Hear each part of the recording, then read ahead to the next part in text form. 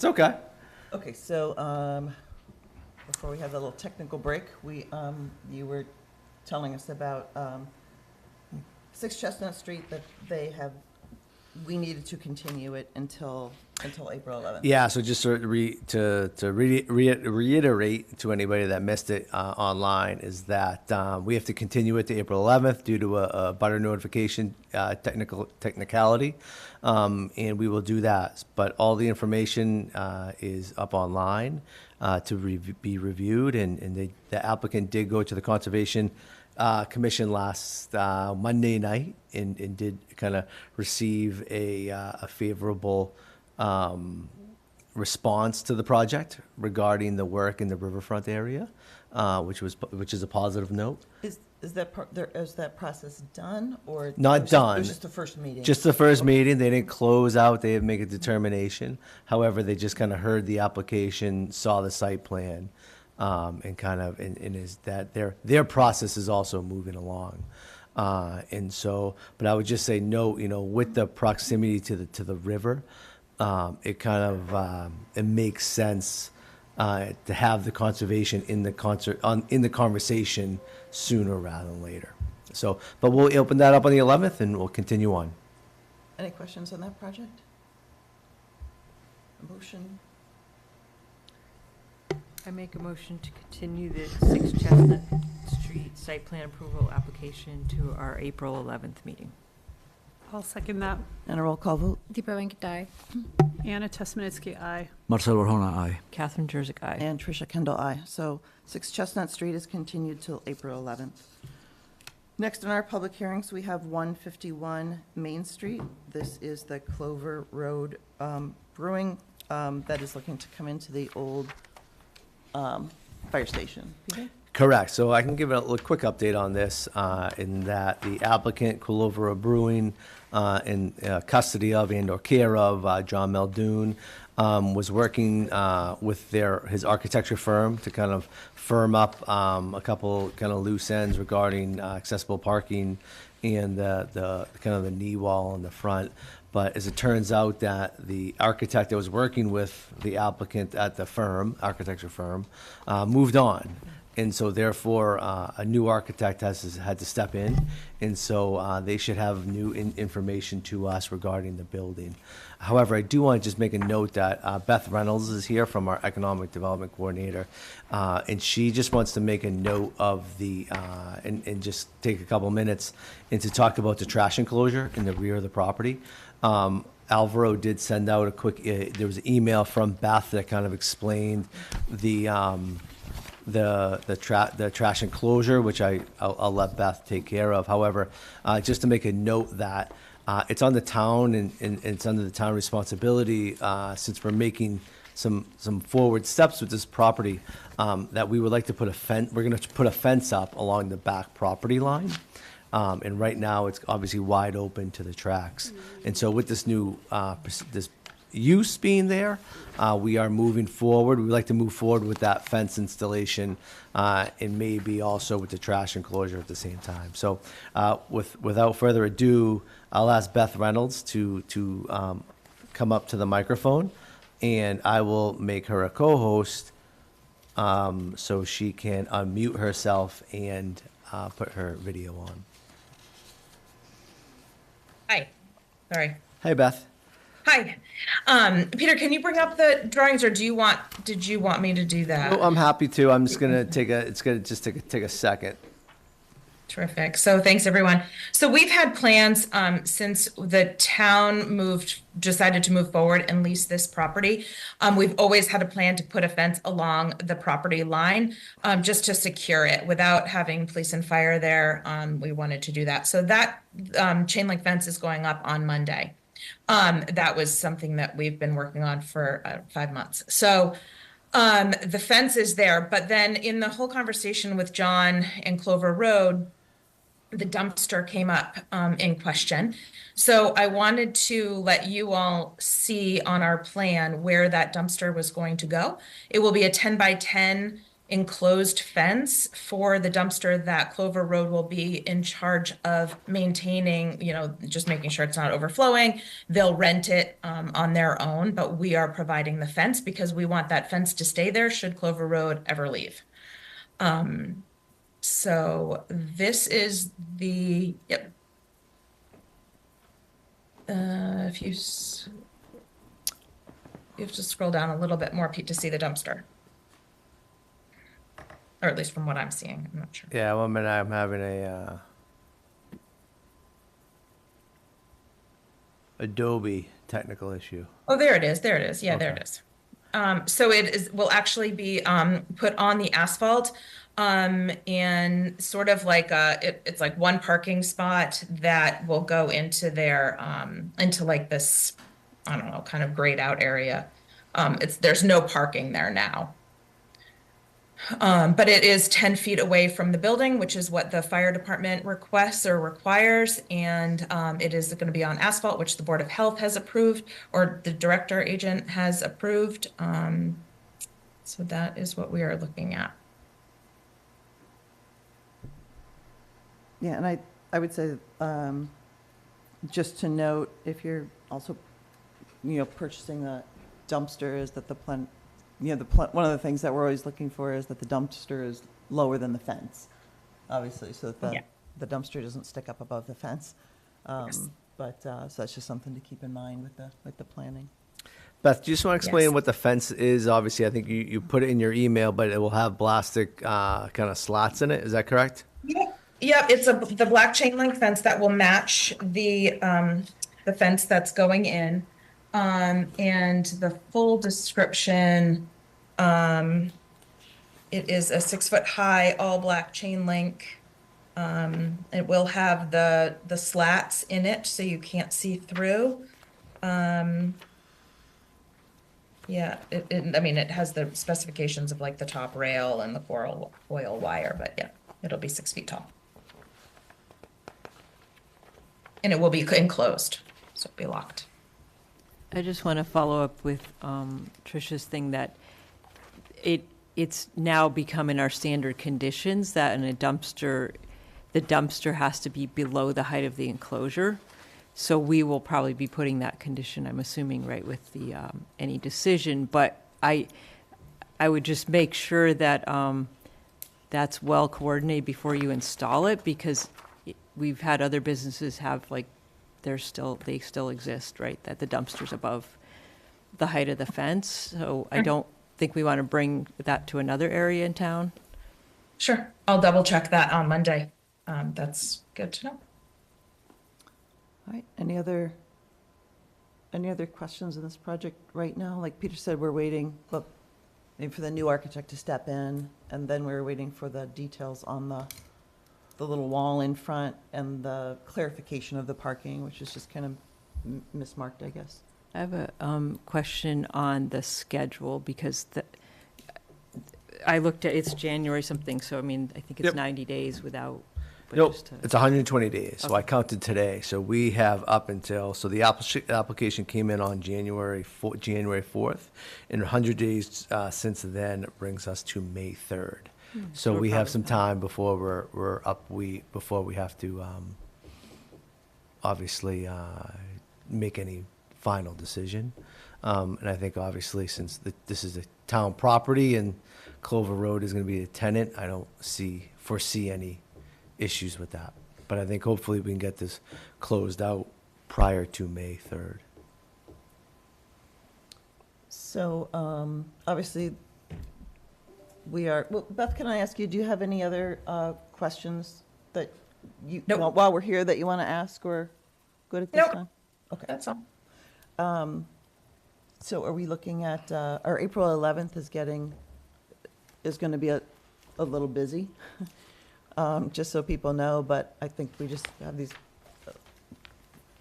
hopefully some of these projects, it's a smaller time frame as we kind of move through them, and I think it's going to April 11th. We just might have to plan on that being a longer meeting.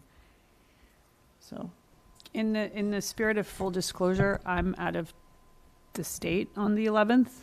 and traveling. I should be able to attend remotely because my flight lands prior to our meeting, but I just wanted folks to know that I would be remote for the meeting. Any other questions, comments on this project at this time? All right, otherwise,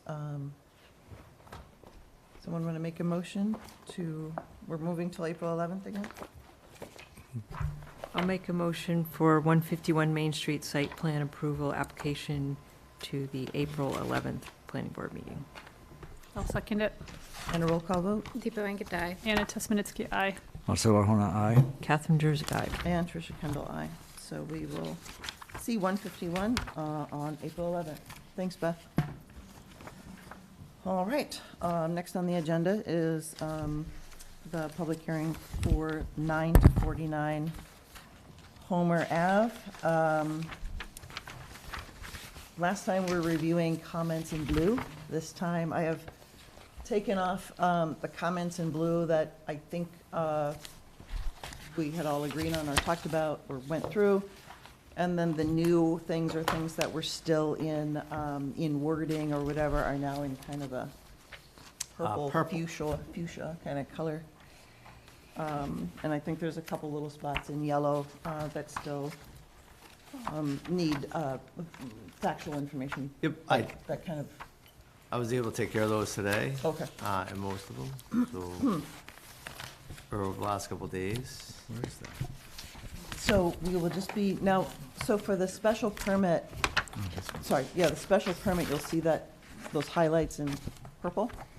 For the site plan review, we never kind of got back to looking at the site plan review conditions, findings. Most of them, related directly back to the ones in special permit. They're different wording of the condition, but they're very similar. So, but we didn't actually go through those, so we'll want to take a pass through that, and then, of course, through the remaining items on the special permit, plus obviously any other questions people have. Preference on where to start?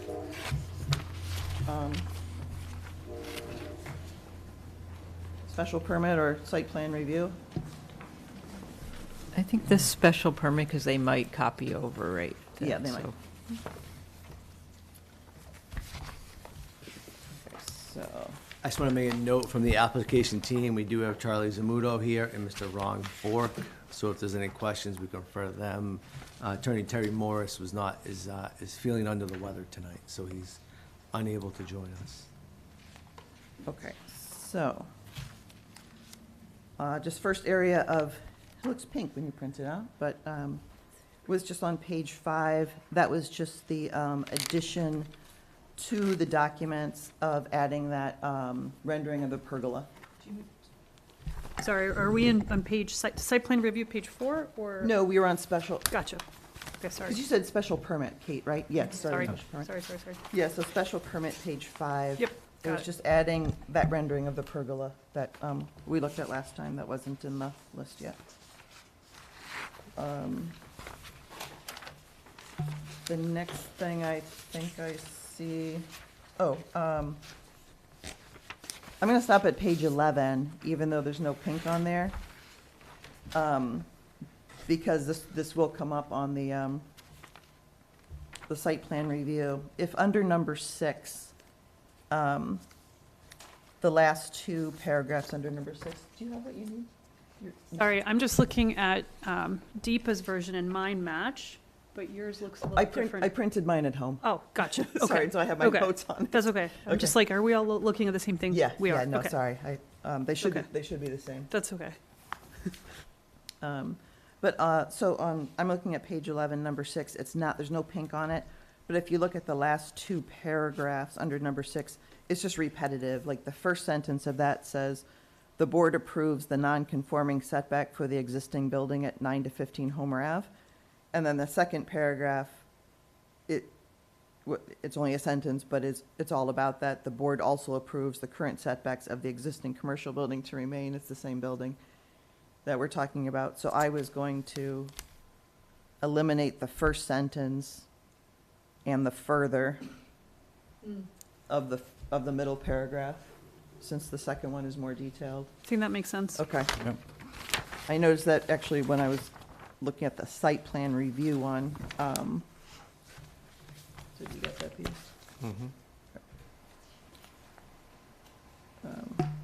And then the next page, page 12, is where we actually have more pink.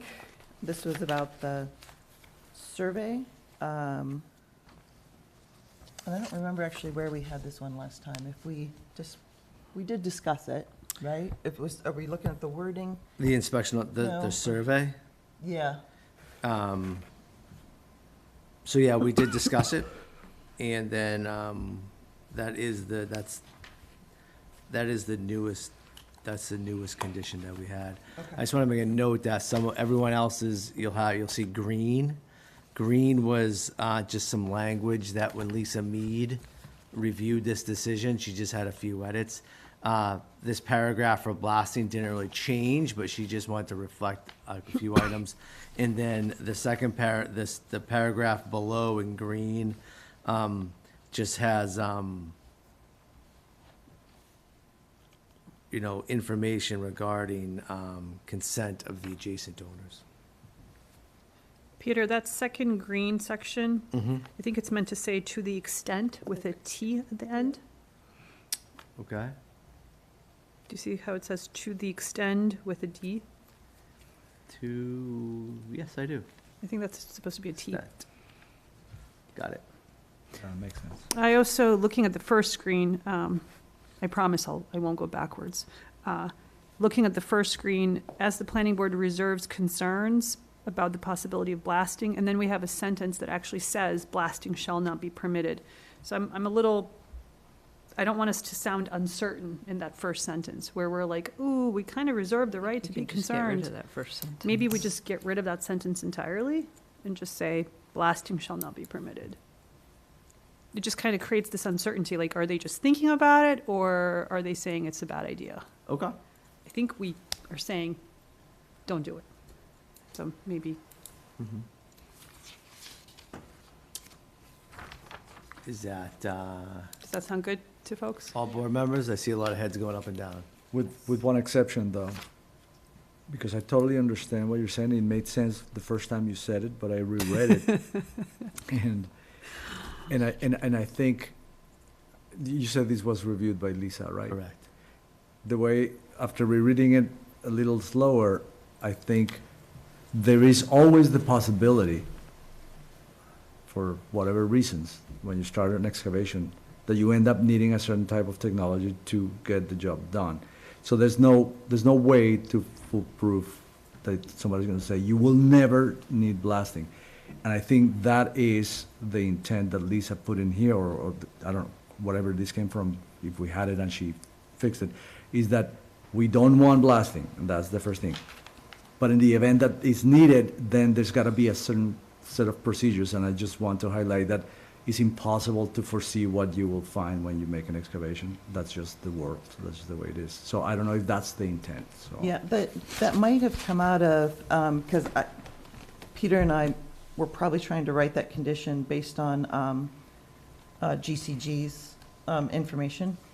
And we also were considering that oftentimes, or I'm not an expert, so I don't say often, but sometimes the blasting is actually, people think of blasting as a huge blast, and sometimes it's more very like a targeted. firecracker, right? Yeah, yeah. And sometimes it's actually the less obtrusive thing versus home ramming, which is constant. And Yeah. so I think it was kind of saying, yeah, we don't think it's going to happen here. We reserve some concerns, but there may be a case where it's actually the better option, and that's, And it would have to be supervised by experts and by complying with whatever state Right. regulations Yeah. there are. So I don't know if removing part of it. I'm okay with it changes staying that. as is. I think the point would still be made without that Yeah. first sentence. The That- first that's what I sentence, think. I don't think it the could first just sentence. go away, I think, actually, because it says it's not permitted until you're in compliance, and the follow-on of our concerns are expressed by GCG, why you wouldn't want to do it. I mean, I'm fine with leaving it, but we try to be as tight as we can, so it's not gonna hurt to leave it, but. It's not a big difference, but yeah, I see. I think since Lisa has already reviewed it, Just leave it. I think just leave it in. Yeah. That's fine with me. You know, I just, I'm okay with it as is. I do think we, when Lisa gives us input, we still have the responsibility to review it and agree to it. But I'm okay with it as is. If it's not going to harm us to leave that sentence in, I just felt like Yeah. it wasn't necessary. Right, But agreed. We're fine. Okay. So the inspectional survey, so that really has kind of two parts. One is about the 300-foot radius. And again, this is, these surveys always happen with the approval of the homeowner. They don't have to approve someone coming on their property to survey. So that's why that language is put in there. And then for the elevation markers, it's the abutting properties, to see if there's any changes in the ground. That was from GCG.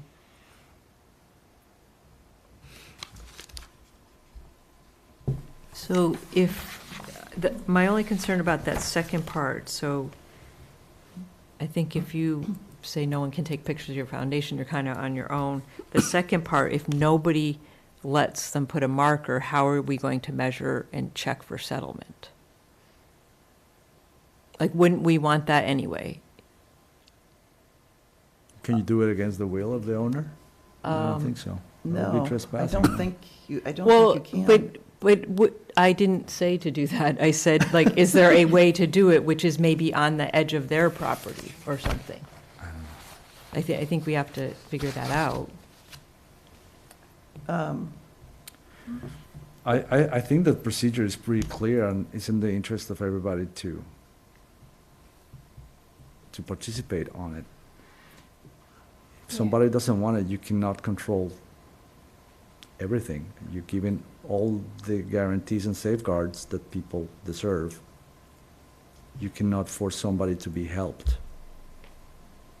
I'm not sure that. But I don't know if it's about the helping of other properties necessarily. Like, if somebody doesn't allow, like, I haven't been to the property in a little while since our site walks, but if one property owner says no, that property owner's refusal to participate could harm somebody right next to them who says yes. Why? So presumably, these properties could be sharing elevation, in theory, that could then, right, this is what we're concerned about. So I don't necessarily think a property owner saying, not giving consent somehow allows the harm. I think the decision is meant to be written in a way that we can monitor the end result. I am not a technical person, so I have no idea if there is a way to place the elevation marker on this property to kind of not rely on the placement of it on the adjacent properties. But if there is a way, that might be more reliable than a photograph. It's hard for me to imagine how you would take a That- photograph to prove that there's no. No, you can't use the photographs are like if there's hoe ramming and your foundation gets a crack, right? The settlement is the That's issue what I mean. with groundwater. Has to be Something could monitored. be, it has to be monitored. That's what I mean. But what you I'm all not are sure we can telling me take a is if photo. nobody around gives it, then we're just saying, sorry, you can't monitor. And I don't think that's acceptable. I'm not a lawyer to say what we can do. I think this might be a GCG thing. Like, can't you just put it on, if no abutter allows it, then can we ask for it to be put on that property? Does the I mean, I think, applicant have some experience with this, where they'd be willing to put a elevation marker on their own property if there's a lack of consent? I mean, I just don't understand the problem, though. I mean, yeah. the instrumentation, this is a technical thing, and to instrument you have to survey and repeat the procedure scientifically to prove settlement. If you don't have the instruments in place, you cannot do it. Why wouldn't somebody not want to do that? I don't know. Presumably, that could be the case that somebody says, I don't want anything on my property, okay? But just from the legal point of view, don't you, on any other case, do you lose your standing if you refuse to help with proving that you were harmed? I don't understand the legal part of it, but everybody's given open opportunity to make sure that nothing happens to their property. What else is needed? I just don't see really the need to go further.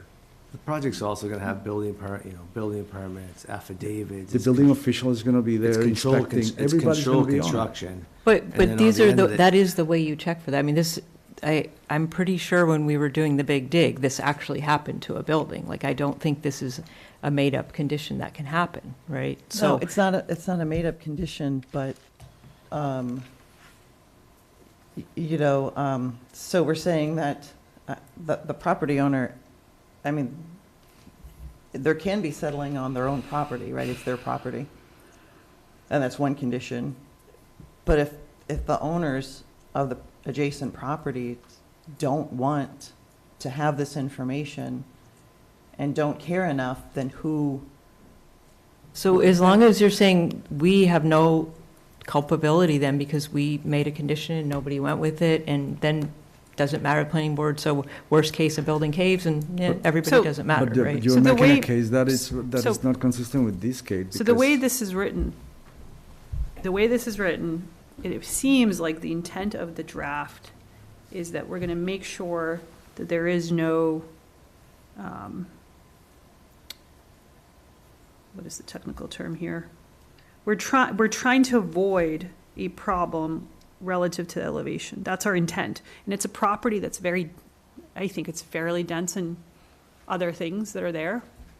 So, again, my concern is if one owner is not cooperative, or not reachable, or out of town, doesn't participate, it's not necessarily the intent of the owner to be annoying or a rejection. Maybe they're not available. And therefore, somebody does not quote-unquote consent. I would be more comfortable making sure that we as a board come up with a different way, if there's a technical way to do it. Like, why not ask the applicant? They've built properties before. Is there a way to measure this without sticking the marker on adjacent properties? If the adjacent properties are not cooperative, can the applicant creatively think of a way? And if they can, why don't we? Okay, I see Work Charlie, with so them. I see the applicant with their hand up. So Charlie, please unmute yourself. I did make you a co-host, and so please help us in this discussion. Can you hear me? Yep, loud and clear. So Pete, honestly, I've been doing this for a long time, building. We've never had to do this, only if you're doing blasting, they make you do surveys on the properties around. I mean, have you done this to all the other developments in town? That if somebody's building like when they were digging the streets, for instance, they were doing major work for the new roadways. Did you survey all the properties around? No, this is something that's only been done when you do blasting, not for regular site work or anything like that. Oh, I understand that, Charlie. And, yeah, this is a new condition that this board is putting on, and so, but no, this is a blasting condition. I Oh. see. Only for blasting or for everything? No, this part of the condition is for settlement, like Yeah. in digging the basement or water or something like that. It's not really about the So- blasting. So so this is not just for the project in general. It's still got to be done, not only just for blasting. Correct. Okay, so this is something new that the town is adopting as a ordinance for anyone doing a building? So, if I could. Please. I think that the way to think about it is that each project, in my opinion, each project gets to be viewed relative to where it's located. And so this is not just the board randomly choosing a new condition. We are cognizant of the fact that we're looking at an area that is downtown, and we as a board have been attentive to that fact relative to this project. So just like because you're in downtown, we have been thoughtful and flexible with you relative to certain conditions and certain elements of the project and how we're designing it, how we're working with it. We're also, I think, appropriately considering things like settlement in an area that is high traffic, high visibility, highly important to the town of Ashland, highly marketable, related to economic development, et cetera, et cetera. So it's a perfectly reasonable thing, in my opinion, for the board to consider unique conditions relative to downtown, and I don't think it's So, arbitrary. how many times do you want this survey done? So over the I think it's over the course of the project to confirm that there's no settlement, Charlie.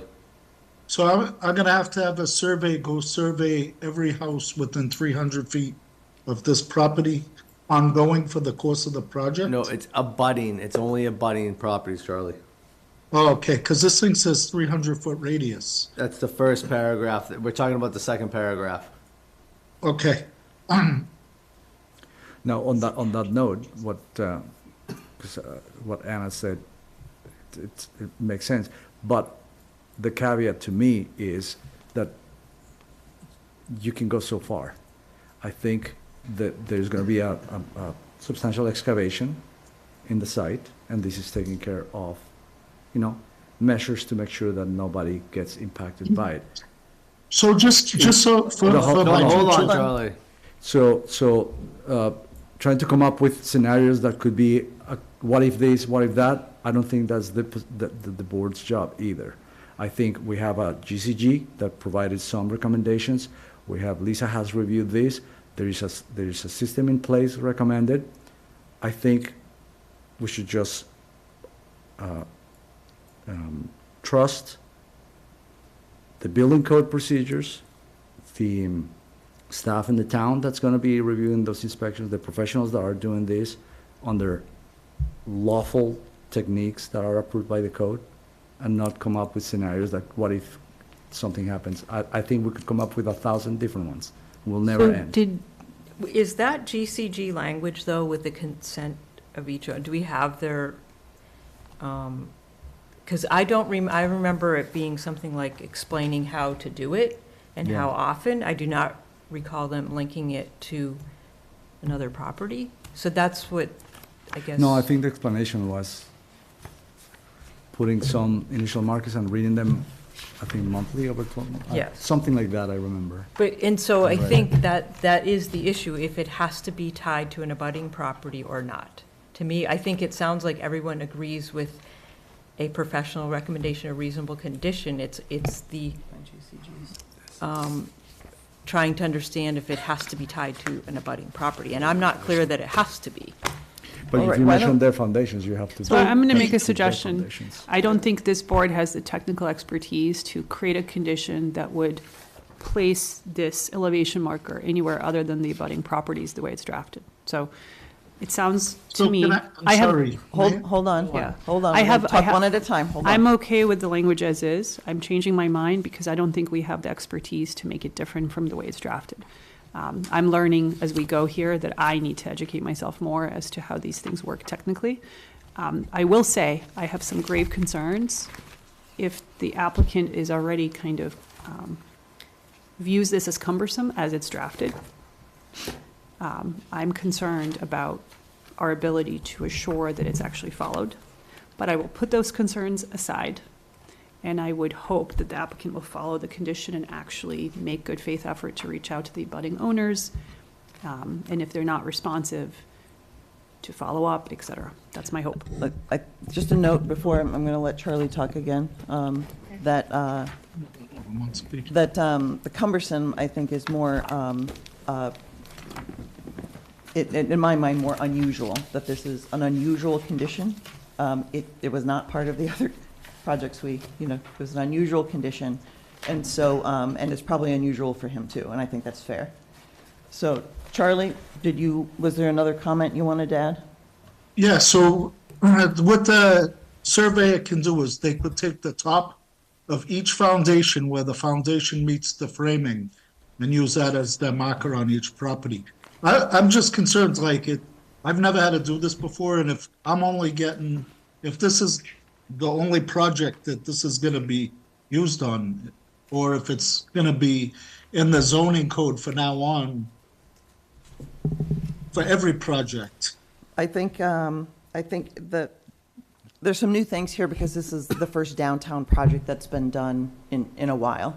And Well- certainly by this board. So that's why, and we know that the project has kind of a high water table, so that's why this has come up. So, I understand your concern, I understand what you're saying, Charlie. We're kind of figuring it out.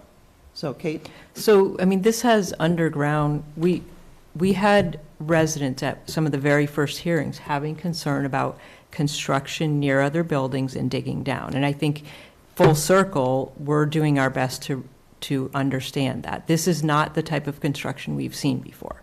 So I just want to, I want to recognize that the public raised concerns.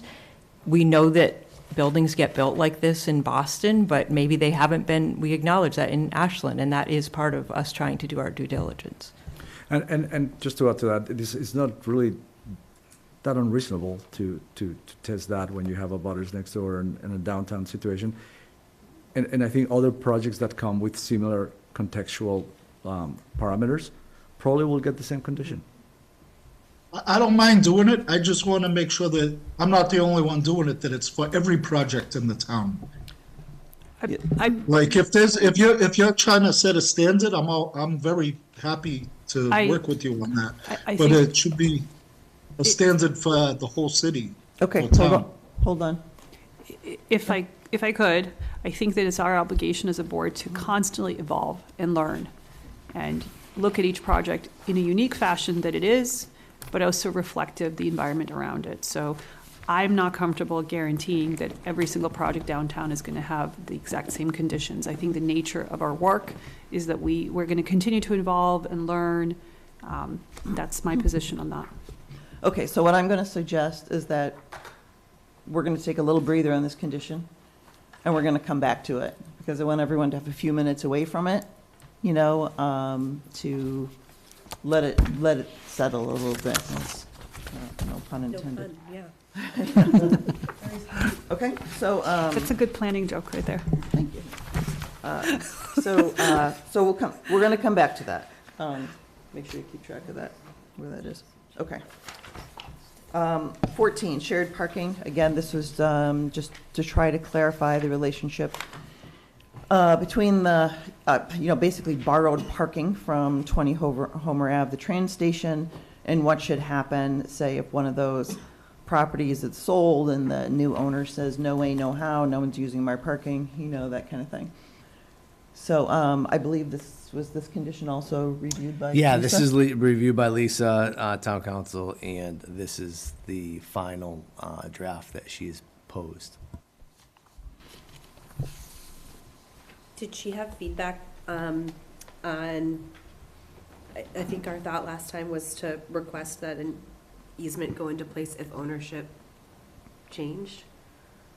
Like at that time as a term of sale? And that's not, it just reflects that if there's a change of ownership, the shared parking agreement shall extend. I think that was our concern last time, is that agreement would, there's not like an enforceable way to carry that over.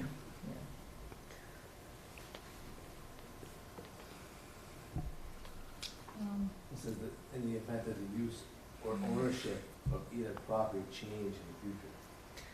The parking agreement shall remain in place. I think that was the concern. It goes on to say that it will be filed with the Registry of Deeds. I think our concern was that an easement would run with the property.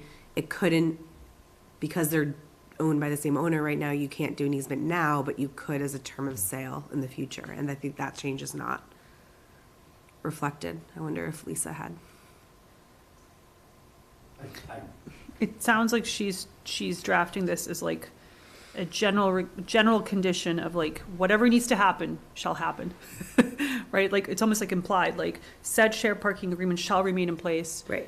Implied in that is whatever legal instrument you need to make that happen should happen. Okay. I think that's what she's doing. I don't know if we necessarily need to dictate the legal mechanism that's utilized to make that happen, as long as we are all interpreting that sentence this is a directive. This shall happen. It shall stick around. I guess the question becomes, what is the obligation for us to kind of follow that through when that transition of ownership happens? Like, who has the jurisdiction to sort of pay attention to that? Is that the building inspector? Like, how does that work? Yeah, I think it really all of us in town hall, the building commissioner too, you know, he's gonna be the one that signs occupancy permits, he's the one that signs the building. Is there a way to indicate, like, But if there's a sale, what would trigger that? right, is there a way, when the sale happens, maybe we should, I'm just suggesting, maybe we should add a small note that when the sale occurs, we would be notified, like the town would be notified? But it says the shared Yeah. parking agreement shall include a requirement to notify the building Perfect. office should a Yeah, lease that's within it. either property be terminated for any reason. So you're thinking when the ownership changes, the lease will terminate? Not terminated by any reason. That would include a sale. isn't it? I don't know. I don't know if that lease would terminate at this point of sale. Maybe we're just too worried, Yeah, I think but, Yeah, um, yeah. I think that, we're too deep into it. I think we're probably okay the way it's drafted. I've talked about it with her, you know, I discussed everything. She's done this, you know, many times, and I have full faith that this draft and this condition can be implemented. Okay, perfect. That's great. I just wanted to make sure that was the discussion about transitioning from a shared parking agreement to an easement. I just wanted to make sure that was switched for, like, intentionally and for a reason. That's perfect. Are we comfortable moving on? Number 17 is the mural. I think this basically stayed the same. We did put it back into the conditions. Yeah, so, again, it's just that the applicant has offered and the planning board accepts the wall space, and that the planning board will work with the applicant to develop a process for implementation. Artwork shall be mutually acceptable to both parties. That might need to be mutually, but it's not a big deal. Mutually, Mutual acceptable? I think mutually, right? Mutually. How do we feel about putting some timeframes on that? Like, right now, the way it's written, in theory, it might never happen, like, at all. Is there any thought about if the applicant is comfortable of kind of working with us on this within, I don't know, a certain type of timeframe, year, 2 years? I think given that there's no building permit, there's a site demolition delay, we couldn't even, we don't know who's going to be handling the mural, we don't know, I think I'm good with it, just leaving it general as something that we're going to work on together, and we'll see down the road how that Yeah. happens. Me too. I'm comfortable because it says we'll work with, like, the ball Yeah. is very much in our court, so it shouldn't fall off radar. Well, the time is right. Yeah, when the time is right. It sounds like the majority wants to go with it as is. I'll just say that without some time frame, like, hey, within a year of issuance of the permit or whatever, I think it's very likely this will get buried. But that's just kind of where I'm at with it.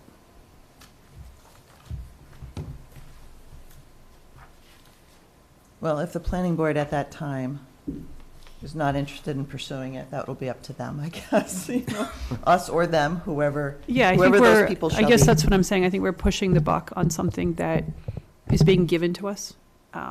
And without framing some kind of reasonable time frame for a cooperative process. Like if it said within a year of the issuance of the permit, all we're doing is we will work with the applicant. The applicant at that point might say, I don't really have an idea yet, but I'm working on it. Like, it gives us some framework to achieve this. Otherwise, to me, this is just like a No. lovely paragraph that there's absolutely no incentive. not to cut you off, but Charlie has his hand up if you want to make a comment. Yeah, sure, Charlie, if you want to jump in on this. I don't see his hand up anymore. Okay, I'm sorry, Okay. he did have his hand up, so. Yeah, so I really strongly think we leave it general. We're still learning about this whole mural thing. Starbucks is a case in point. We're learning as we go. I'm just not into putting any more detail onto it, and in a way, we don't know what we're doing yet, so. Charlie does. Charlie has his hand. Okay, Charlie, you want to jump in? Yeah, sorry about that. You might want to change your mural every 2 years, so just put something in there that's like a permanent thing. You might paint a mural and it might not be, you might want to change it as the seasons go on. If this school system has an art team that wants to change it every, season or something, we're fine with that. Yeah. So it's something that can be an ongoing thing. I think it's just a description of an ongoing partnership, and we'll leave it at that. Is Agreed. general agreement? Yep. Okay. All right, moving on. Some of these are just recording things that we hadn't recorded last time. The building brick doesn't really have a colorful name, like gray slate or pearl gray associated with it, so we just put in transitional brick. That's what is labeled as provided to the planning board or an approved equal, which is a typical way of doing it in specifications. The pavement brick, we put in, there's information about the brick from downtown, so we put in that information about the brick used in downtown, or again said approved equal, in case for whatever reason it's not available, or we can't get that exact batch, or whatever. Pocket Park pergola, obviously just tried to describe what we saw in the image and the basic comments we made at that time about the pergola, and then referred to the drawing, and that was the drawing added earlier. Comments, Who's the concerns? who approves the equal if there is a change? Well, that's a good question. I mean, and usually it's the architect. Yeah. Like it's usually the architect. Well, So, yeah. but I you're not understand. going to have the applicant approve their own or equal. I don't think that would be the intent of our decision, right? Yeah, no, I mean, so, We could put without unreasonably held by the planning Well, board. you can just say approved equal after consulting with the planning board, Yeah. or something like that. We just need a consultation. Hey, this one is not available. How about this one? yeah. That could be a simple procedure. Equal. So approved equal after consulting with the planning board. Approved equal. Are we looking to color match? What is that approved equal? It's not the spec of the brick. What are we trying to get? Is it getting color match to? Yeah, what was it's usually like, if submitted? Basically. this brick is no longer available, is this one okay? It's a color, Yeah, If there's a color Yeah. match. Yeah. Which is a tricky. little subjective, but Yeah. yeah. So you can just put them for both of those locations? Yes, got it. Okay. All right, any further questions on that exterior materials? Okay. Next page is pretty simple, just adding a phrase there. It was just no sump pump shall be allowed, and then it was added in to be, no sump pump shall be allowed to be connected to Ashland's stormwater system.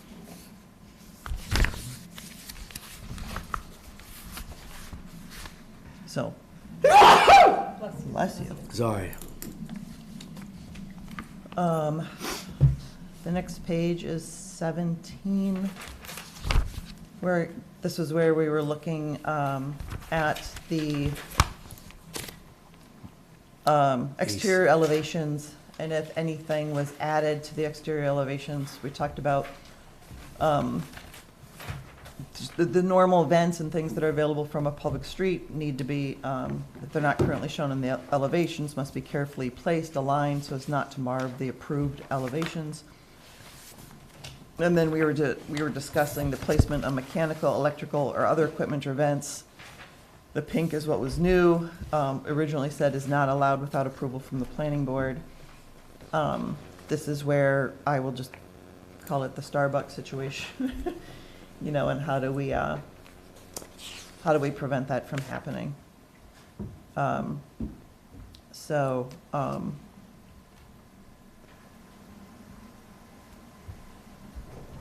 and the problem was that without that pink section, there's no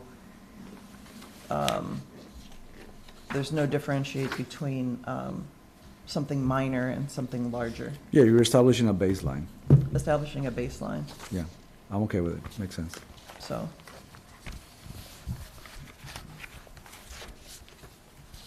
So does anyone have any comments about that? Okay. I hope nothing ends up on those elevations, but, you know, it's construction.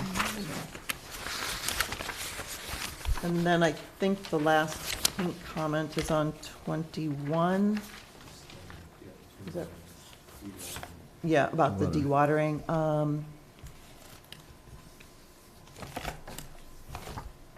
Can we There's just, the two words submittals in there, so it needs to be, if a dewatering is required, a dewatering plan shall be submitted for approval to the Department of Public Works, period. That's my Yeah. Makes recommendation. sense. Yep. you got that, Peter? A dewatering plan shall be submitted For for approval. approval. To the Department of Public Works. Yes. Yeah, okay. All right, so then, let's, skip over. Still not gonna go back to,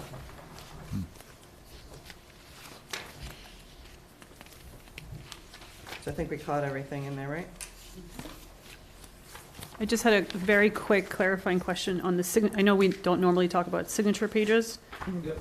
For the special permit that we just went through, Amanda is noted as NA, associate member, no vote cast, and no signature.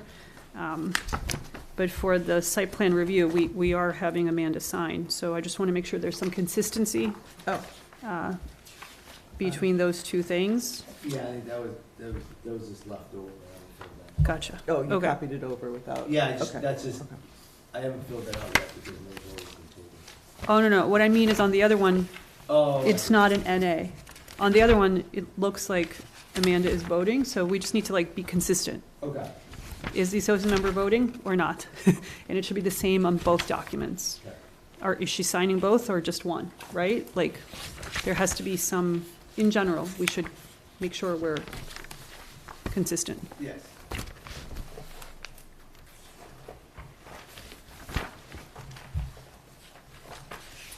Okay. So site plan review.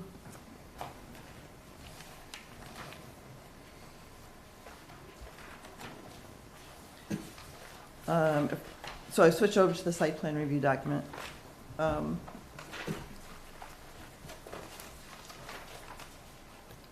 So the first pink there in 4 and 5, is that just you copying over extra information there, Peter? Yeah, that's just so what I had to do is I built both decisions out, and so the of record, all documents of record are the exact same for the special permit.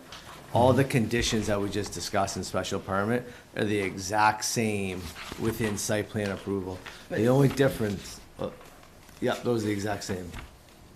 Oh, I don't remember those other things being highlighted in pink on the other one.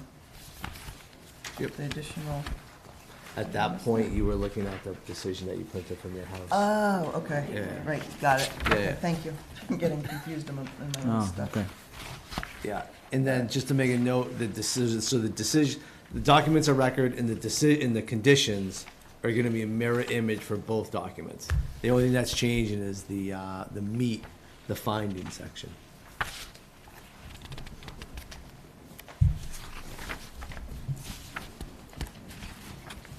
Okay, so then we run into blue at, in the findings. And again, this isn't, we reviewed them, we reviewed very similar things in the special permit, but these conditions, these findings, criteria, are different in the site plan review than they are in the special permit. So it doesn't copy over exactly. but the phrasing should be very familiar of edits that we've already made. So.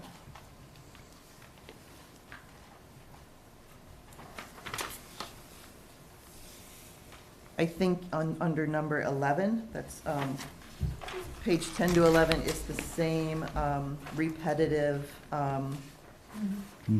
thing about the setbacks. So in the third blue paragraph, we should take off the first sentence that says, "The board approves," and then take off the word "further." Page 10. Yeah, it's the same edit we made before. I mean, I feel like all the edits should be just replicated because it's the exact same Yeah. language. So like, Yeah, so, Page 11, Peter. Yeah. Page 11. yeah, so it's repetitive with the last paragraph there, which is more detailed. Okay. So after dimensions, yeah, we're taking off, "The board approves the non-conforming setback of the existing building at 9 to 15 Take Homer that Ave." paragraph off. The sentence off. Oh, The okay. sentence off, And the word further. and the word "further." Okay. Yeah. Okay, So it starts with "The board approves." gotcha. Yeah, and that will be consistent with what we did before. On page 11, that word "exit" was already there. We've already gone through that. We just hadn't done these comments. We ended up not changing anything with the blasting. Is that, yep, we stuck to the blasting thing as is. The only change is in the inspection survey, the extent versus extent with a T. okay.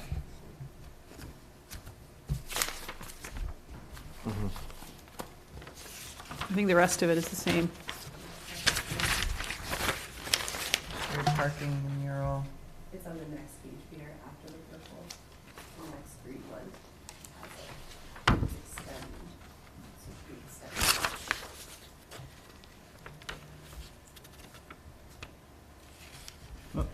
Wait, no, Oh, go back. did I miss it? Yeah, go back down in your green. Oh, I gotcha, yeah, extended. Yeah. Okay. Okay. And so, and then it's down to just number 29 that we just corrected. Unless someone has something sooner. Did you go past page 16?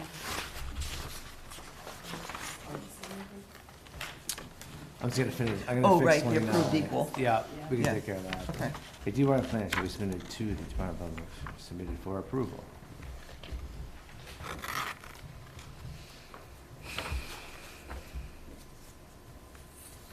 Put the D one in. Mhm. That's that. Then we need to go back to page 16, number 18, Mhm. where after,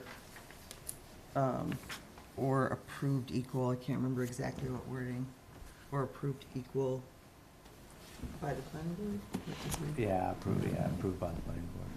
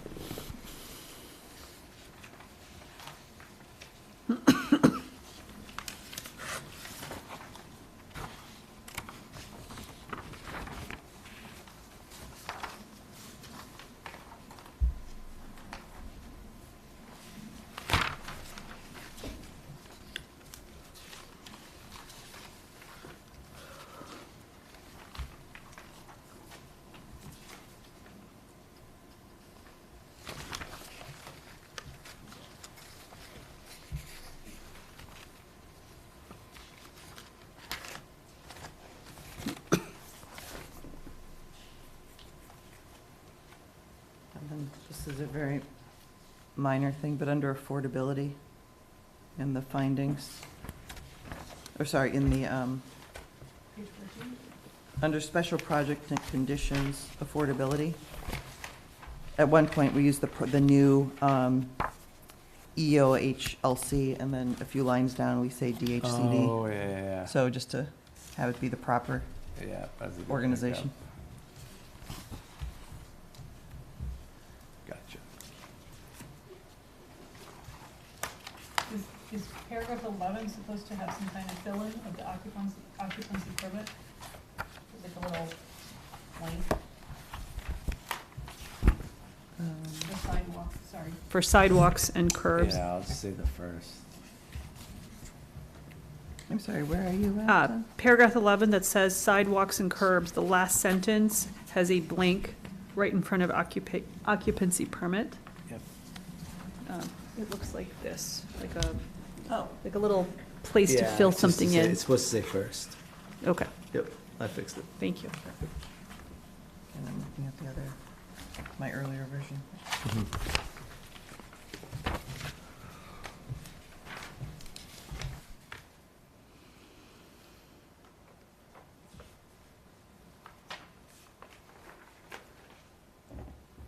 Okay, so those little corrections are made on both documents?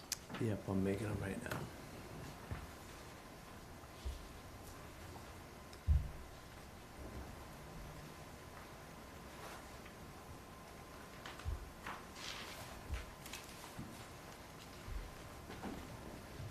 Okay, so I think that puts us back.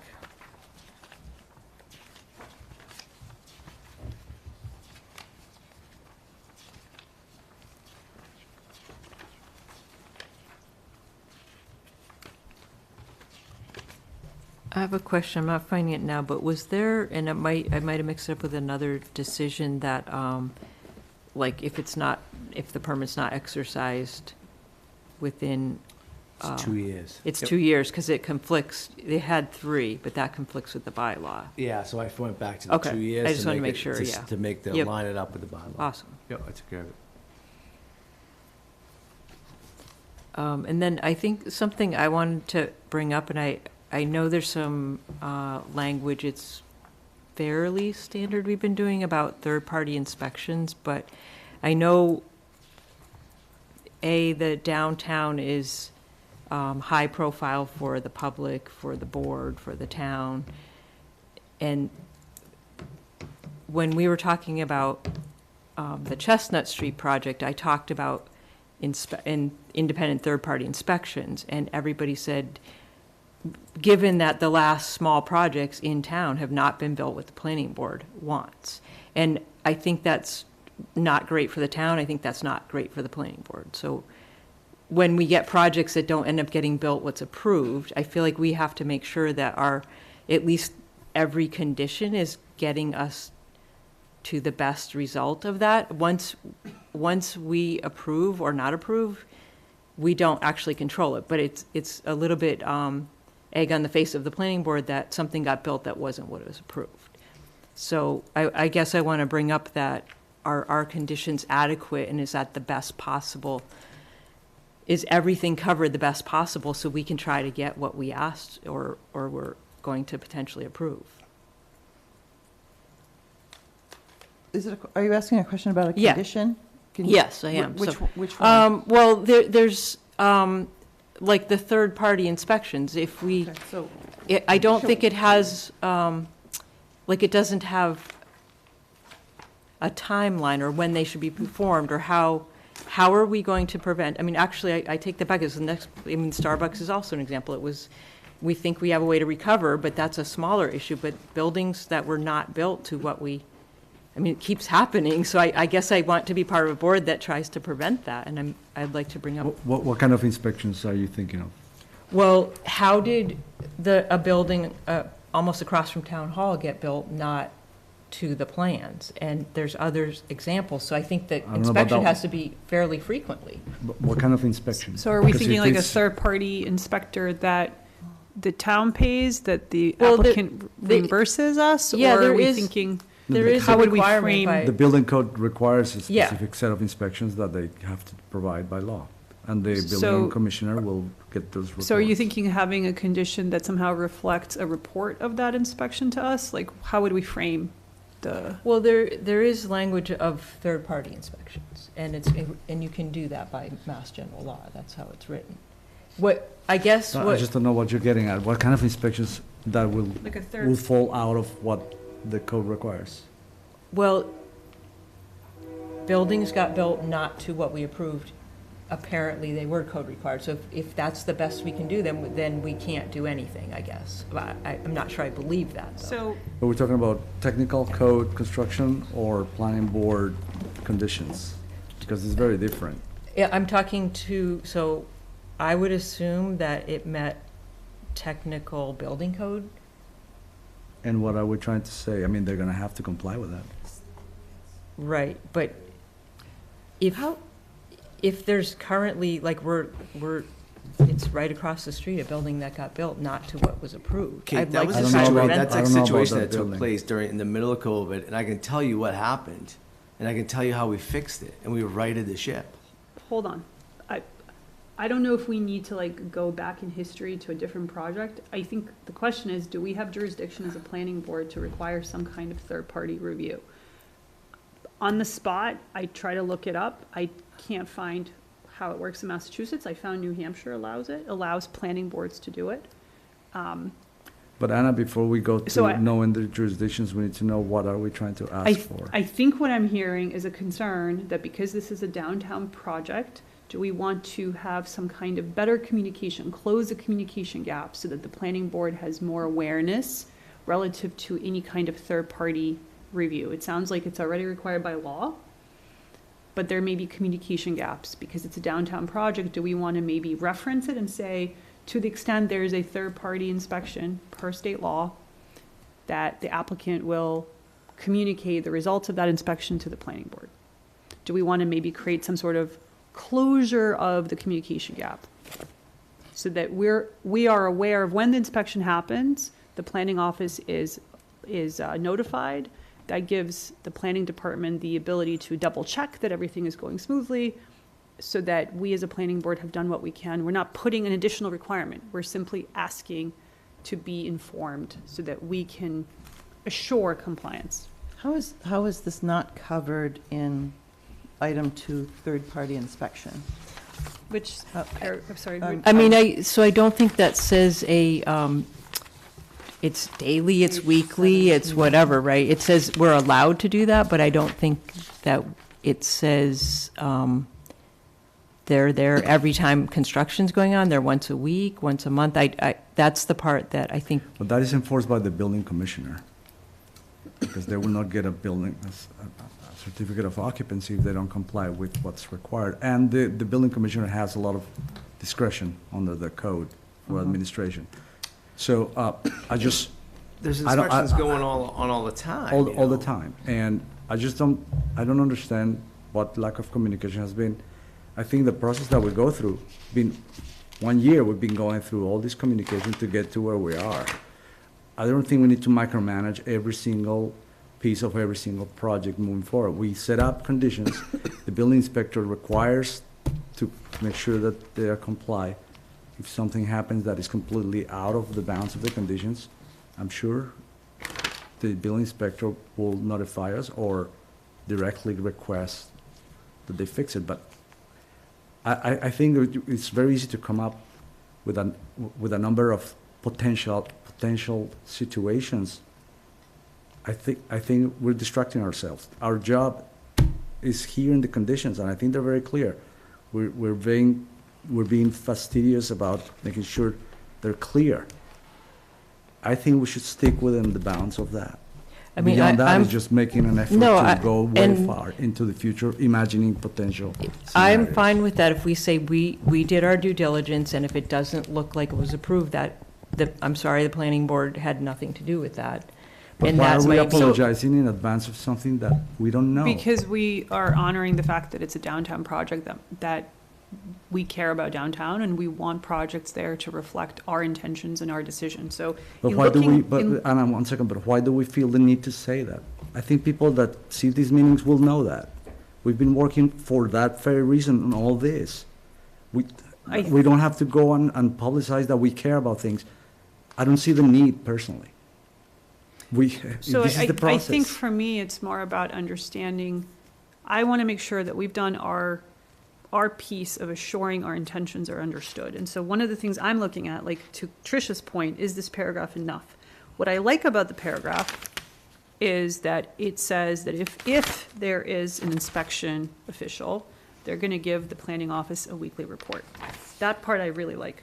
The part that I'm curious about, and that I would like Peter to explain to me, is how do we decide, how does the town actually decide when would we choose to hire a third-party official? Under what circumstances? Like, if I had a better understanding as a planning board member, then I could agree with Marcelo's point. So But I don't have a full when the understanding project of when starts, we right? notice. As the project starts, the engineer, they come in, the contractor's chosen, right? And they're gonna give us a schedule of work. When are you gonna do this, X, Y, and Z, right? When are you gonna do the stormwater infrastructure, right? That's an item where we typically say, yeah, we want Mike Carter to come out and do a full inspection to make sure that the subterranean stormwater is taken care of, right? But I don't think that's never been in a decision. Our water department goes out when they're connecting to the new water meters, right?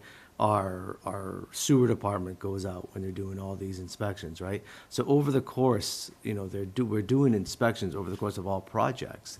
And so it's usually something that's set up within a pre-construction meeting, within that pre-construction progress, and then I'm usually involved in that process. It's kind of, it kind of rolls a little bit Yeah. with the project. So what and can how we it- do? how it- What how can it we do to goes. catch the things that do not involve some kind of staff? Like the examples you mentioned Yeah. there's already like a person from our town that has to get involved, sewer. So there's Yeah, a person road there. opening, DPW, all of us, But there are this things is part of our like daily job. thinking of the Starbucks why- project, forget COVID, post-COVID, thinking of the Starbucks project, there is no human there when those electrical panels went up on the wrong side, right? So how can we as a board make sure that the design element of the building, like the setbacks, all of that is honored? For that part, we're not there when it happens. So number one, the building permit has to be issued, right? And that's gonna take into account the site plan, the building setbacks, all of those elements, right? And typically, that's how you kind of can confront that.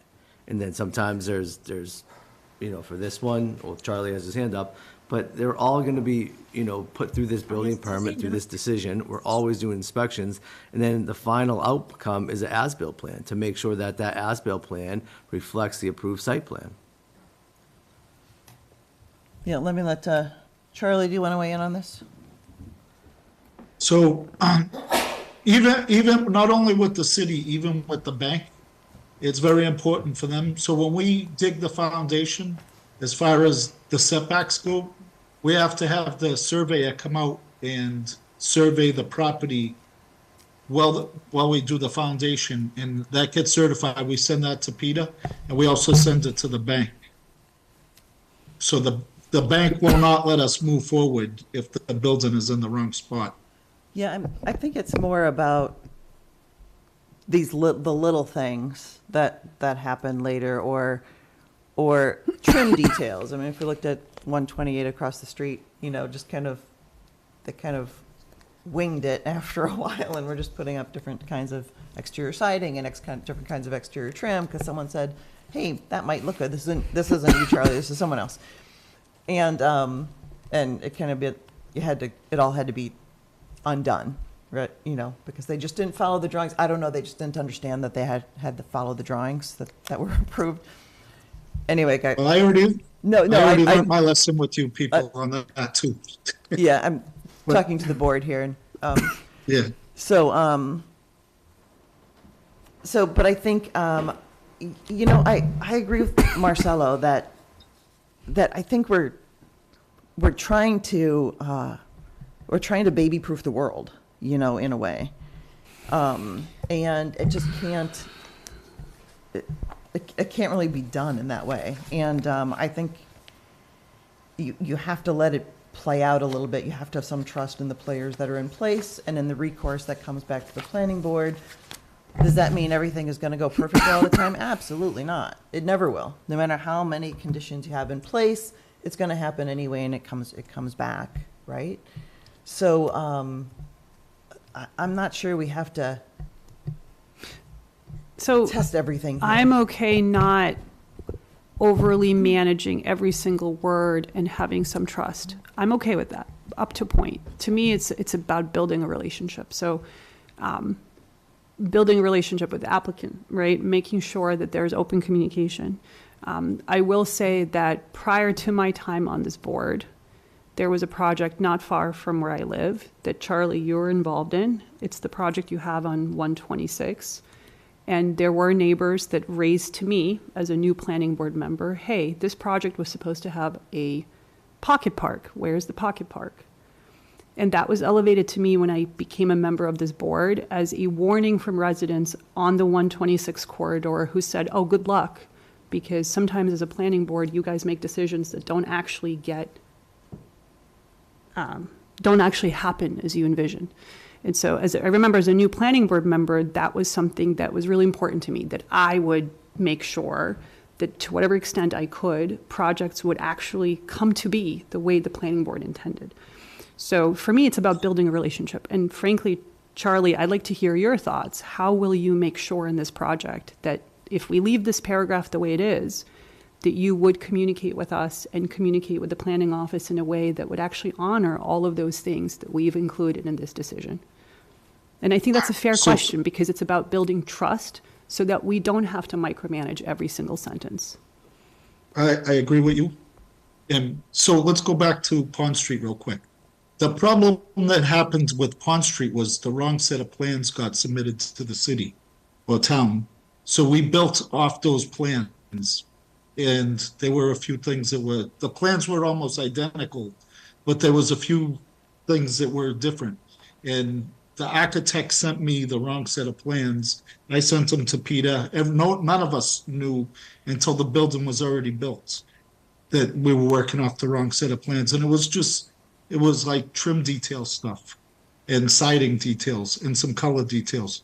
But there was never a pocket park on any of the plans or anything we submitted with the town for that project. So I apologize if people thought we were going to put a pocket park there. Then on this project, we know we have to build it to the plans. It'll be built to the plans. And we're going to pay more attention to making sure the proper set of plans get submitted to the town, And, before it just was, things looked exactly the same. And we were rushing to get the plans to get the permits pulled. Now, we will pay more attention to that, and we will follow the plans. If you look at all the other projects that we've built, we never had a problem. I'm not sure about the name of I can't recall anymore about the label Pocket Park and when that kind of came in. There were some landscaping things at 12 Pond Street, but I'm not going to recollect. I can't recollect the exact term we used. I will say it was way before my time. So, yeah. So, and I was there, but I don't want to. I'm just sharing a memory I can't. Yeah, trust and I do appreciate Charlie's transparency. Yes. As to what went off the rails, and that does help me, and I appreciate that because we're having that discussion publicly and it's on the record, and I think words do matter, and I think that I'd like to find a way to believe those words, and I think it's a move in the right direction to have that kind of conversation. So I do appreciate that, Charlie. Thank you. I think that condition then is in place, in my mind. I think it was put in place, was it for 100 Chestnut Street maybe that we first? It was really for 100 Chestnut Street, and then we folded it over to 501 Pond Street. And it's there to have, GCG come out and do site inspections, and do spot inspections when need be at the proper times that are decided in the pre-construction meeting to make sure that stormwater structure is put into place and properly put in place, that connections to our water and our sewer are put in place. But it doesn't call out a certain kind of consultant. It that's up to the town, the type of. That's up to control. us, right? If So it- somebody need be. So it seems that, to me, that there's the trust and relationship, but if a warning bell goes off, that this thing gets triggered, and say, now we need someone, now that trust has been broken, now we need someone who's checking it out, you know, and this goes into effect. That was always my impression I'm of glad when this we're, was I'm glad installed. we're having these conversations. I'm learning on the go. I think that it's great progress for us as a board to have this kind of condition. And I think it's really important, and I appreciate Charlie speaking about it openly. And you know, I do think words matter. It sounds like Charlie wants to be a man of his word and do the best that he can, and we're all going to do the best that we can to make sure the correct documents are attached and that they're followed, and hopefully we're not going to have a repeat of this conversation.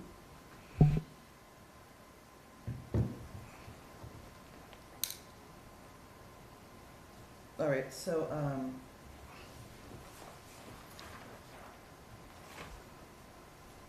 are we comfortable with that condition the way it is? I am. I think I am, is if Charlie's on board with my representation of what I'm hearing him say. Like, does that make sense to you, Charlie, that we're kind of going to trust you to make sure this gets followed and the right documents get filed? Yep, that's fine. We're only gonna do it the right way.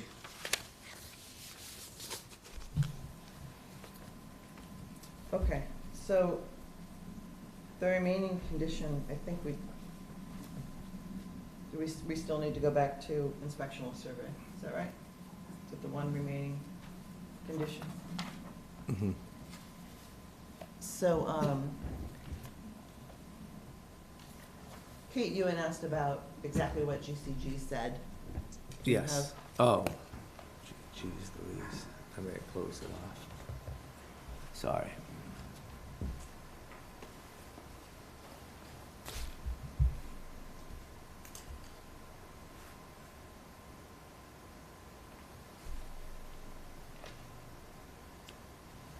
Do you want me to read? Or do you Uh, want All right, so, to? I'm just trying to. This is a question about,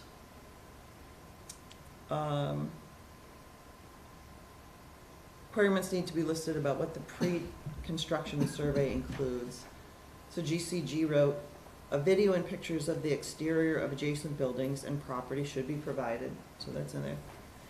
And then set an elevation on the side of each building to be checked over a period of 1 year after completion of construction.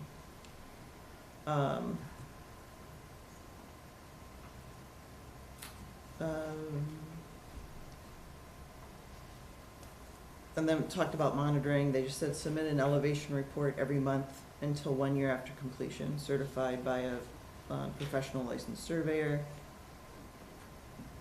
So. So what Really, I'm, he's talking about It- exterior of adjacent buildings and property should be provided. and so I think that doesn't imply it can't be on the property. And maybe that's a question for Charlie, like, can this be, so if the adjacent property, for any reason, they are just not available, and you don't know that they are refusing, they're just not available, can that be placed on the applicant's property to follow that monitoring of settlement? I think Charlie alluded to that, because what I think is being recommended here is a marker. A marker is anything, right? Mhm. Charlie said, well, the surveyor could, with his or her instruments, determine, like, say, the inception of the siding between the foundation wall, a place that is fixed in the building, and looked at it from the other side and confirm elevation changes based on a datum. That would fulfill both. Well, and so conditions. I think that's, I guess, the point of the purple wasn't, GCG wasn't saying go to the adjacent properties and get their permission and do it. They're saying this is how you would do it. So that, I think, is the only confusion here. So what if we put in a sentence like this? If adjacent properties cannot be used for elevation markers, other suitable locations for elevation markers will be found. So if all the property owners say, no, no, no, no one can't use my property, can't mark my building, we'll find other suitable locations, whether they're on the property, oh, nope, it doesn't work like that, they can't be on the property.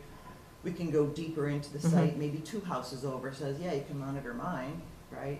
We can find some other suitable elevation, maybe you can monitor along a telephone pole, like, I don't know, right? So, but that's where GCG would be involved in those, finding a suitable marker. If no one, absolutely no one wants to do it, then, I mean, then you can see it's something on your own property, but that's all the options there are, right? You ask private homeowners. He has the They- building across the street. Yeah. Let's be honest with Right, each other. right. He owns the building across the street. So you can monitor that. You can monitor that. And you're trying to create a baseline. That's all you're trying to do is create a baseline. Okay. Except that's not in our decision. So, no, So but what is, that a could be. proposed modification Oh, that Trish is saying. Yeah, if So- that's a proposed modification, that works. I think just a suitable, if the adjacent homeowner is some other suitable location, as approved by, it should be approved by GCG or a third party. That sounds good. I mean, Okay. I think that's a So- reasonable. So edit. where should it be inserted? I would just put it at the bottom. Of At the very paragraph, bottom, okay, at the bottom very the end of paragraph. that pink paragraph. Yep, Are you I'm just ready? gonna take that. You won't be able to read it. Oh, okay. So, Okay. all right, so, So if, what's this 300 feet radius? that's for the blasting, that's for 250 or 300 feet is pretty typical for the blasting. well, it's Or- not just blasting, is they're required to do that anyway, because trust me, I mean, my foundation was shaking with a project near me, like you have. They said we could do it for home ramming as well, but it's the typical, I think 250 is the typical range for blasting when it's going through the fire department, which monitors blasting. So we put it in here for hoe ramming, for any, just to do the survey, whether it's hoe ramming or blasting, or that they need to do 300 feet. I think 300 feet was suggested by their engineer. No, fair enough, but that's in both the paragraphs. That's under blasting and inspectional survey. So if this 300 feet radius was for blasting, why do we have that under inspectional survey category? Because you already covered that in the previous paragraph. That makes sense. Because I remember the conversation with the engineer was Oh, I see. exclusively on blasting. Because that's covered, because that's, I think that's what was Charlie's question to begin with, why do you have the Yeah. 300 feet? Because that's throwing, and there's nowhere in that report that talks about,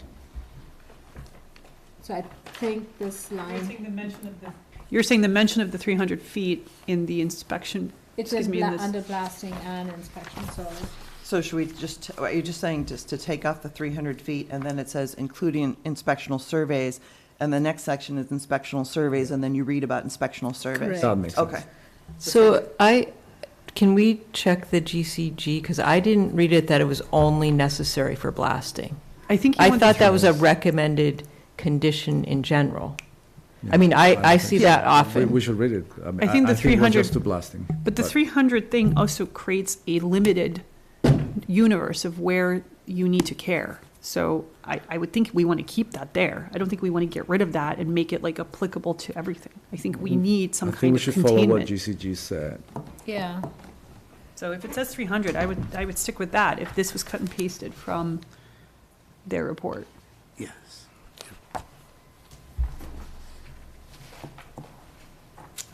Yeah, so in my mind, there's the condition about the blasting, right? And we can take off the within the 300 feet, so we don't say it twice. A completely separate condition is the inspectional survey that says prior to any site work and with the consent of each owner, the applicant shall complete an inspectional survey of abutting properties within a 300-foot radius to set an existing conditions baseline for possible construction-related impacts. It does not say what kind of structural-related impacts. So it's a separate condition. You have to follow it separately than the first condition. So whether it's hoe ramming or it's blasting, I confuse things because usually it's a condition associated with blasting. It's usually regulated by the fire department. But we had talked to the engineer. I think the radius is usually 250. He said often they put it at 300. He was comfortable with that. And so that's what we did. Does that sound I familiar? concur 100%. You know, we've had these conversations and this conditions, they've been in there, so All right, so I we're, feel comfortable with it. so on the blasting, we're taking off the 300-foot radius, but we're leaving including inspectional surveys, which then makes you read the next part because it's related, right? And that's about the inspectional surveys.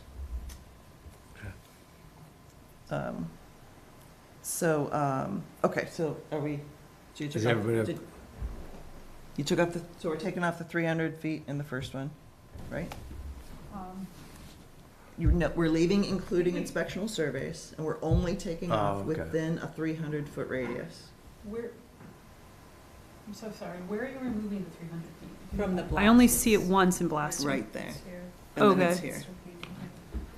Okay, including inspection So surveys. So- it says including inspectional surveys, so then you read immediately condition 2 is about here's where we Inspectional talk about surveys. inspectional Inspectional surveys, Ah, Gotcha, okay. right? I'm so sorry, I'm confused which 300 you're removing. Are you keeping it in the blasting The section? top one, under condition 1. So what radius will it be in? You have to read inspectional Oh. surveys, and then it's, And just- That's the fine. next point. Fair enough. so you don't have the Okay. same information in two places. Yeah, Got it, that's that's more fine. clear. Yep. Thank you. I just couldn't, as long as we're not removing the limitation. I mean, there should be containment, so we're good. Okay. So at the end of the pink then, what we were Yeah. talking about, if adjacent properties cannot be used, suitable, let me tell you. If adjacent properties cannot be used, suitable elevation marker locations, So, what do you say, suitable or alternative? alternative is fine. Locations Will be Will- used as approved by third-party inspection. will be used as approved by third, that's fine. Or third-party consultant. And the survey is after the building is complete, 1 year after the building is complete? During the elevation surveys are monthly during construction and for a year after. Are we seeing that here?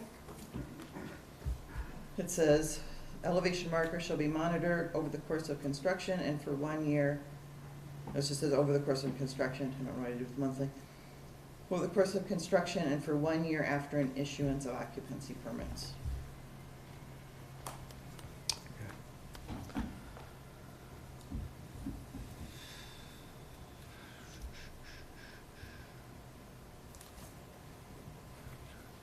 I don't recall if, I just read that thing, but I don't recall if it said monthly. It is monthly because it It says says on a monthly monthly basis, a basis. monitoring report shall be submitted Okay, Yeah. to the building commissioner by professional licensed surveyor. all right. You could clean up some words to make it not, that you didn't have to read that next sentence, but it, I mean, if you're confused, maybe other I people will just be didn't, confused. read that next sentence, I Yeah. just stopped where I stopped, so I'm okay with it, with not making so many. All right, do you wanna read that sentence back to us? Sure.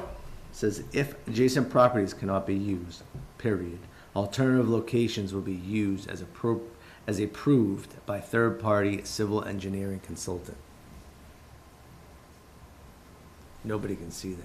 If adjacent, well, No civil engineer. if adjacent properties cannot be used, comma, alternate, or alternative is fine. Alternative locations will be used as approved by, It probably should say professional licensed surveyor, not the surveyor. No, but No. that, No, it's the it- third party that's it's, gonna it's say a it's town, not third-party, adequate third-party to use. consultant. Third-party Our civil- third-party consultant. Okay. if adjacent properties cannot be used, alternative locations will be used as approved by. Should you say the town's third party? Yeah, I would just say the town's third-party Because consultant. they are the ones that have followed up Yeah. everything, so they Yeah. should do it. Okay. Okay.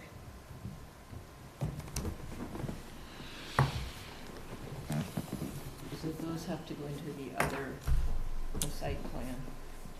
Yes. Yeah, so that will have to be, those changes. Lou, Yep. Pete, Charlie, how you doing? Hold on, pal. Patience. Charlie, okay, go ahead. so even when we do excavation, I gotta do the survey for 300 feet? The Is survey it of, just for? Is survey- it just for black? But the survey of the 300-foot radius is the typical, radius for blasting, but in this case, we're also doing it for hoe ramming, or whatever. It's just the typical survey. but not for digging a foundation.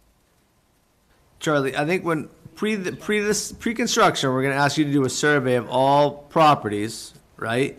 And to, Yep. just to kind of, to view the existing conditions to set a baseline. Yeah, That's what we're asking to do. but this thing says every month, doesn't it? That's only for the settling. The adjacent properties, to make sure that there's no Right. settlement and/or grade change. Yeah, so not So what- 300 just for the adjacent properties for the settling, Only for one time, not every month, right? once a month. This So- is from the third-party consultant. It's gonna probably cost me $5,000 a month to have the surveyor come out and survey these properties every month. It's only like one marker on each adjacent property. It's not 300 properties or within, it's just the ones adjacent to the site. Like connecting to the site. You have like two sides of your site. Honestly, I'm baffled by this. If you want me to do it at the beginning, or 6 months or something for every month. Well, I at mean- this point, we're not going to change what our third-party consultant recommended. Okay, So I would suggest that you look at some real numbers on it. If you're paying someone $5,000 a month, I think I should become a surveyor. So, if you gotta survey 5 properties, they charge $1,000, maybe 2,000 to survey a for- property. For the settlement, you don't have to survey the properties. What we have to survey is the elevation markers that were set up at the baseline to make sure they haven't settled. So the surveyor will But- come and verify those elevations and report what they find. You don't have to survey the properties every time. The survey is only a survey of elevation markers. I just hope that this is something that you're gonna adopt for your bylaws, that every developer in town is gonna have to do, not just downtown then. downtown, where this is really dense, let's say dense areas, you know, we don't know where every project is going to land. So all right, that's fine. I'm sure we would, given that this is somewhat new, we would appreciate feedback along the way on it. I would like to feedback along the way to see how it operates in real life. So.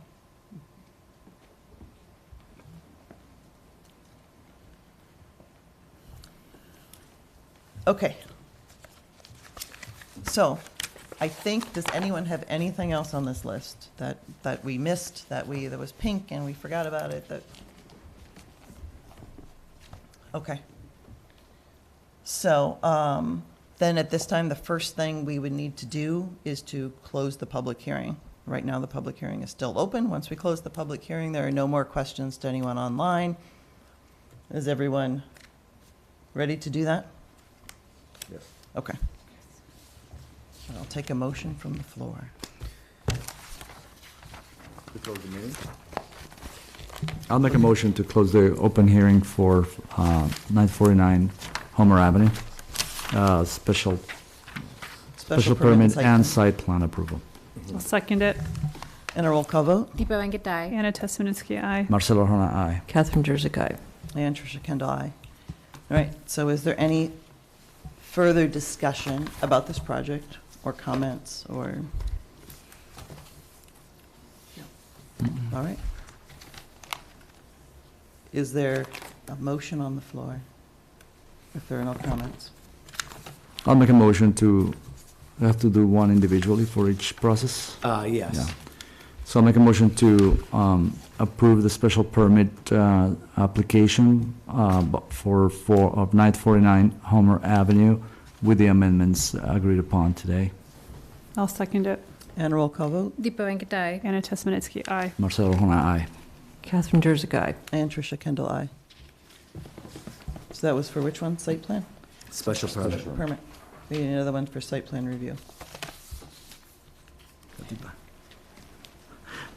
Okay, I'll make a motion to approve the site plan review application for 949 Homer Avenue, including the amendments agreed upon tonight. I'll second it. And roll call vote.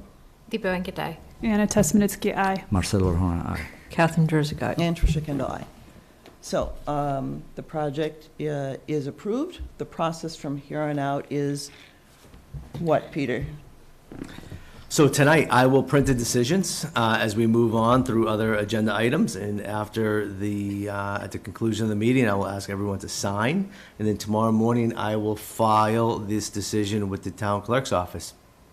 And so a copy will be sent to the applicant, and that will kickstart the 20-day appeal period. All right. Charlie, I see your hand up. I just want to thank all of you for your patience and time in the approval of this project, and I appreciate it. And we'll make it come out nice, make everybody happy.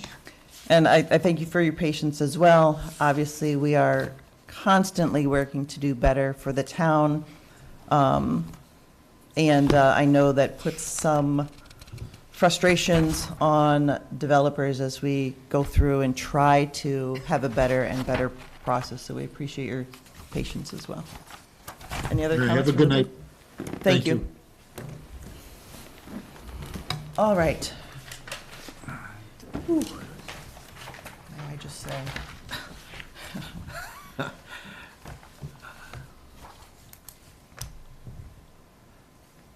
Okay, so next on the agenda, we are switching gears. Roberta, you are on. We're going to have a presentation regarding the Ashland Open Space and Recreational Committee's Open Space and Recreation Plan. So, Okay. Peter? Yes. Oh, you have a... Hold on. Do you want me to control it from my computer so I can share it? It doesn't matter, I'll just tell you, if you want to do that, I'll Or I just tell can- you how to.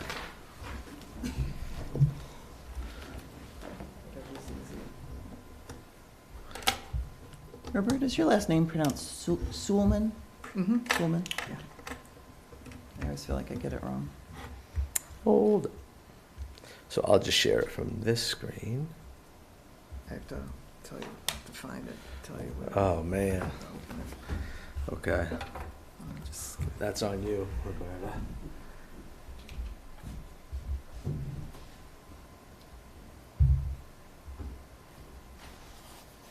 And Roberta, can you just explain upfront that we're not, what we're doing here tonight? Because I don't Sure. want everyone to be thinking that we're approving something. All right, so if you want to start the slideshow, then. Yeah. Okay. So first of all, I want to thank you all for. Maybe we should wait just a minute till Marcelo gets back. Okay.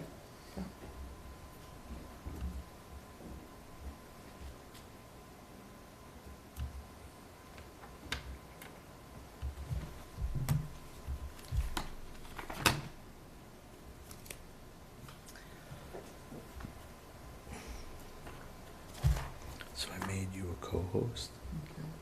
So therefore you,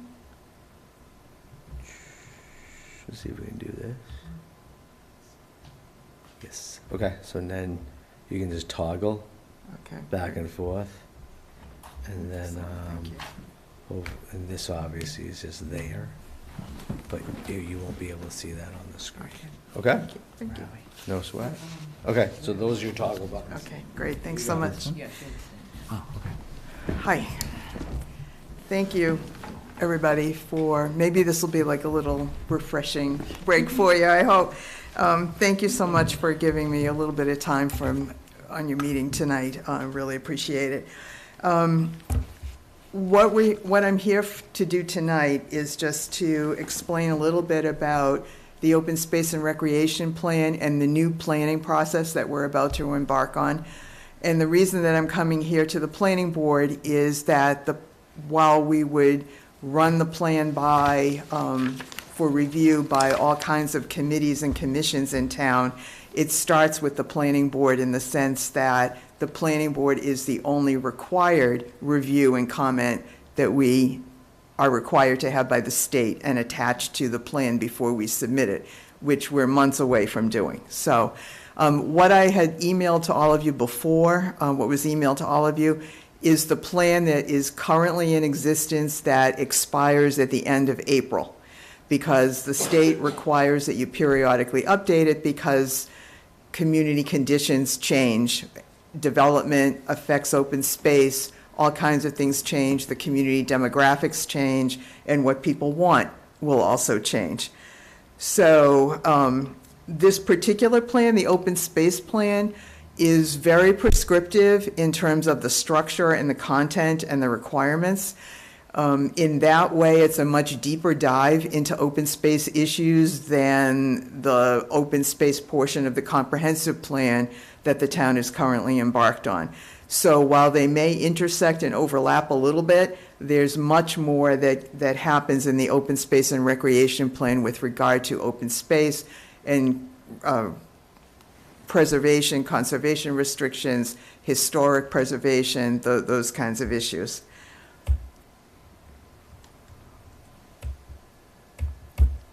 Okay. I was instructed to toggle. Oh, it's not going? It's not moving. Did I do something wrong?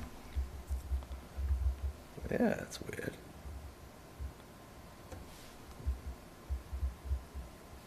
What happened?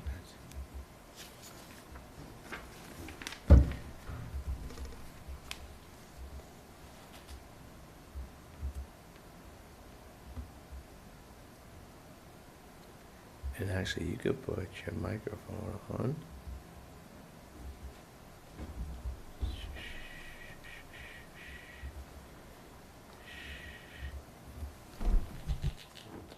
Yeah. Okay.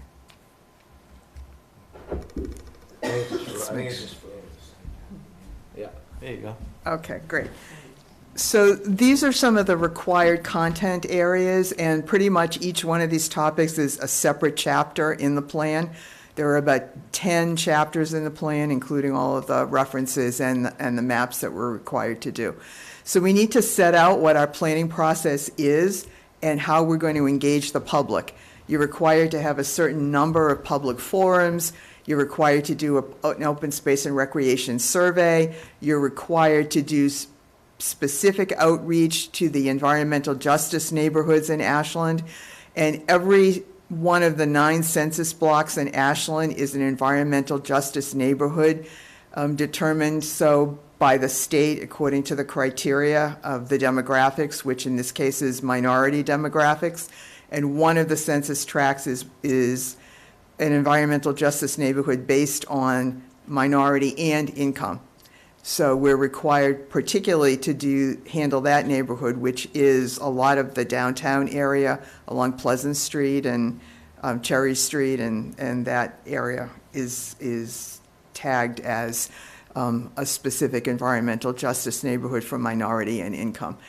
We have to do regional context, which means do a demographic portrait of Ashland vis-a-vis the other 5 towns in the Metro West area: Holliston, Hopkinton, Sherborne, Framingham. We have to put it in the context of all 6 of the towns together. We have to talk about the history of Ashland, the archaeological finds, history since, way before 1846, going back a long time. The demographics, current demographics at the time the plan is being done, but also demographic trend changes, growth and development changes, increases in population, changes in the types of developments from single-family homes. Are there more apartments now, or more all the condo developments, whether we're at build-out, things of that sort. We also have to do a natural resources inventory of water bodies and open space and forested areas, and a list of environmental challenges, like if we have wetlands, what does that mean in terms of protecting open space and development? If we have floods, chronic flooding, what does that mean for open space and development? How does that have an impact, and other kinds of environmental challenges? We're required to do 4 land inventories, survey all of the open space that's state-owned, all that's town-owned, all that's owned by nonprofits in the area, and then other parcels that are undeveloped at this time that have protection and are privately owned, or parcels that we might be interested in protecting in the future. And then a community vision with goals. What does the community want in terms of open space and protection and recreational opportunities for their population? We also have to do an analysis of different kinds of needs around resource protection, ADA needs. How accessible are the recreation areas? How accessible is the open space? How accessible are the trails? When we did the Riverwalk, we put in a piece of the trail and an observation deck that was the first public trail in the town that was handicapped accessible, and gave people an opportunity to enjoy what the rest of us can enjoy by having easier mobility and ability to get places. We also have to do an action plan based on serious input from the community. So that action plan would have a set of goals, objectives, and activities, and we have to prioritize them in terms of like high, medium, and low, what's going to be most important under each objective to do, what will be medium importance, and what is low importance at the moment. We have to record public comment and submit that with the plan. And then there are lots and lots of required maps, GIS maps, that have to visually demonstrate the narrative. If you say that there are environmental challenges, where are they? We have to locate them on the map, point them out. If you say you want to protect open space, where is it? We have to show it on a map. Where are the water bodies? And each one of these maps has a different overlay and is going to be very different. These are the current goals that are in the plan. So these are high-level goals.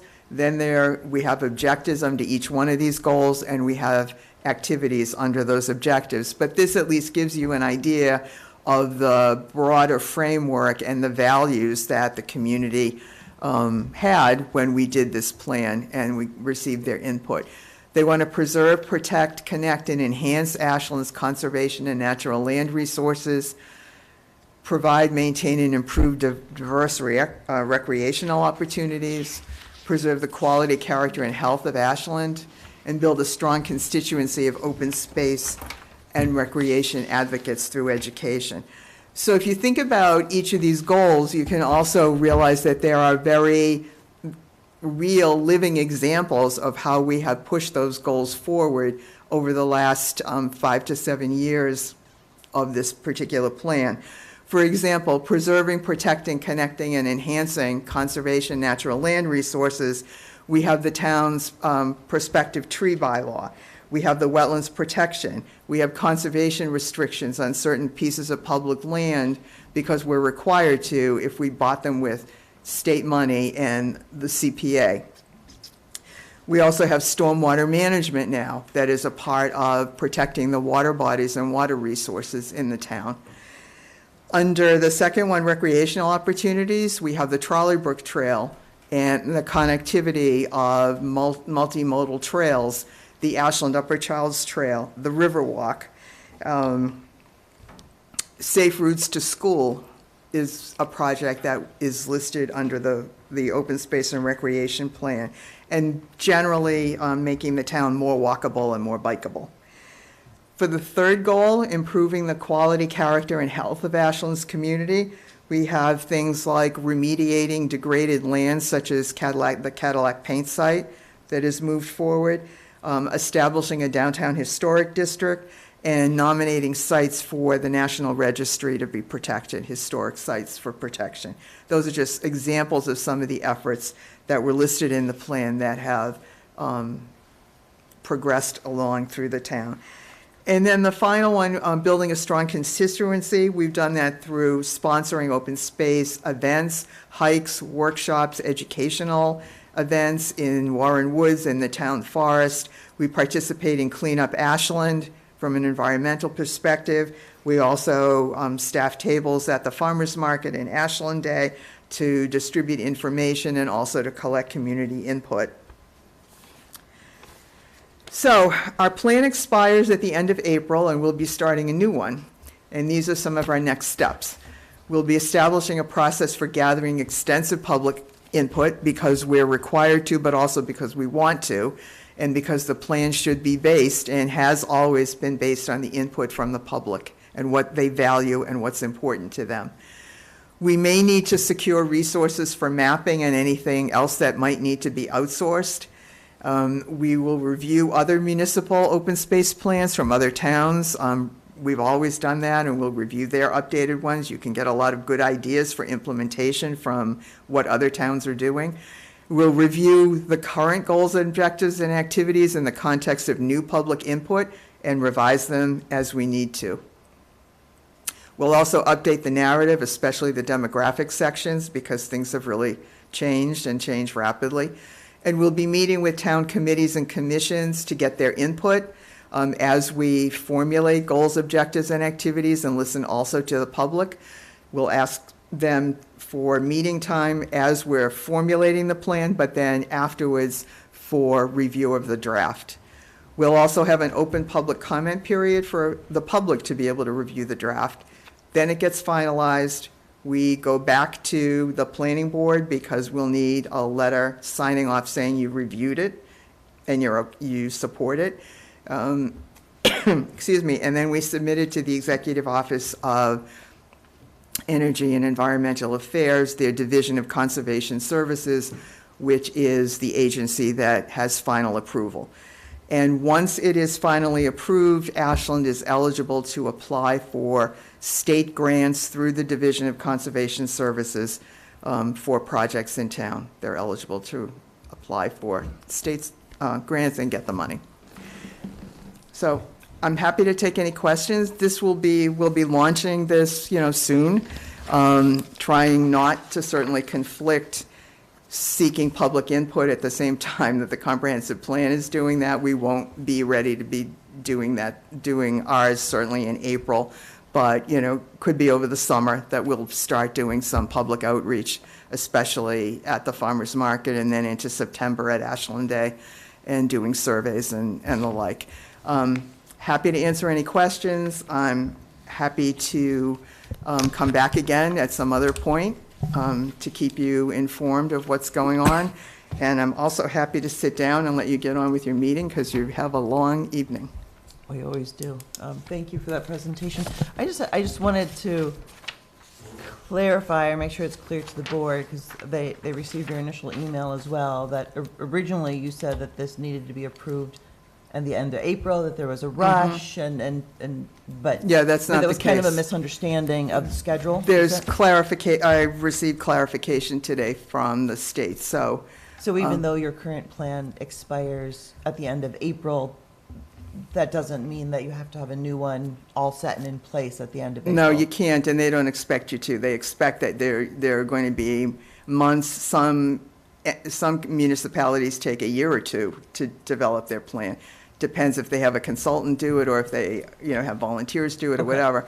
But, you can submit it at some point when you're far enough along, and it can get conditional approval, which will allow you to apply for grants, but you won't get the check or the money until you get final approval on the plan. So because we're undergoing the comprehensive plan process, doesn't necessarily mean that this can get delayed, right? So, because if there's a gap, then we're not going to be able to get funding.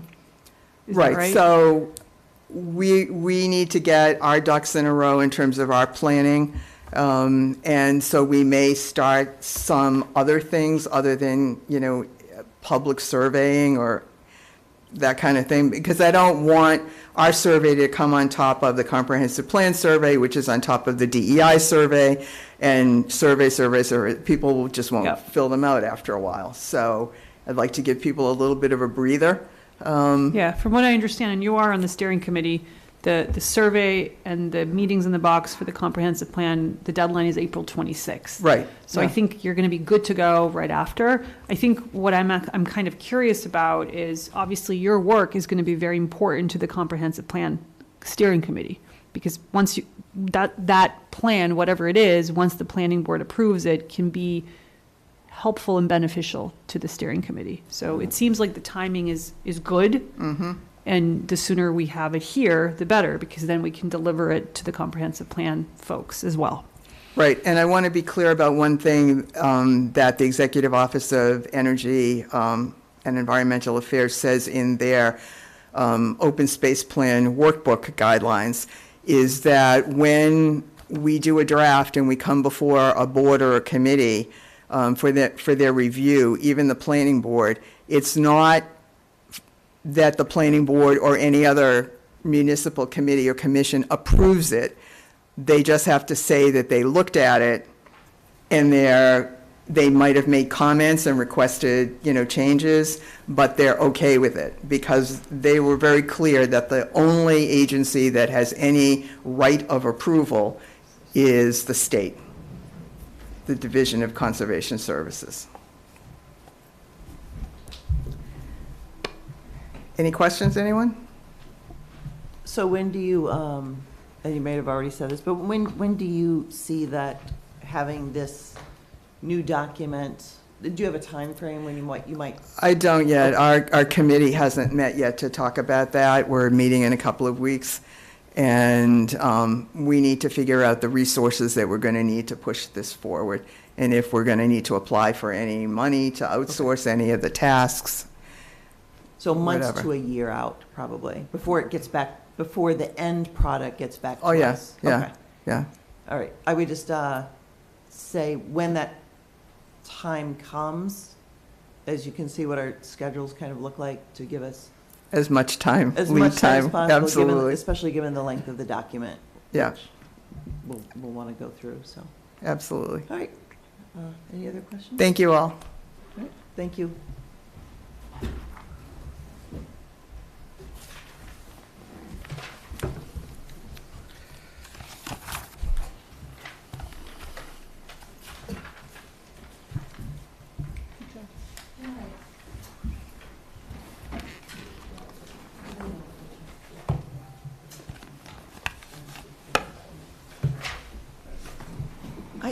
I just wanted to ask if you're here for a particular reason, like,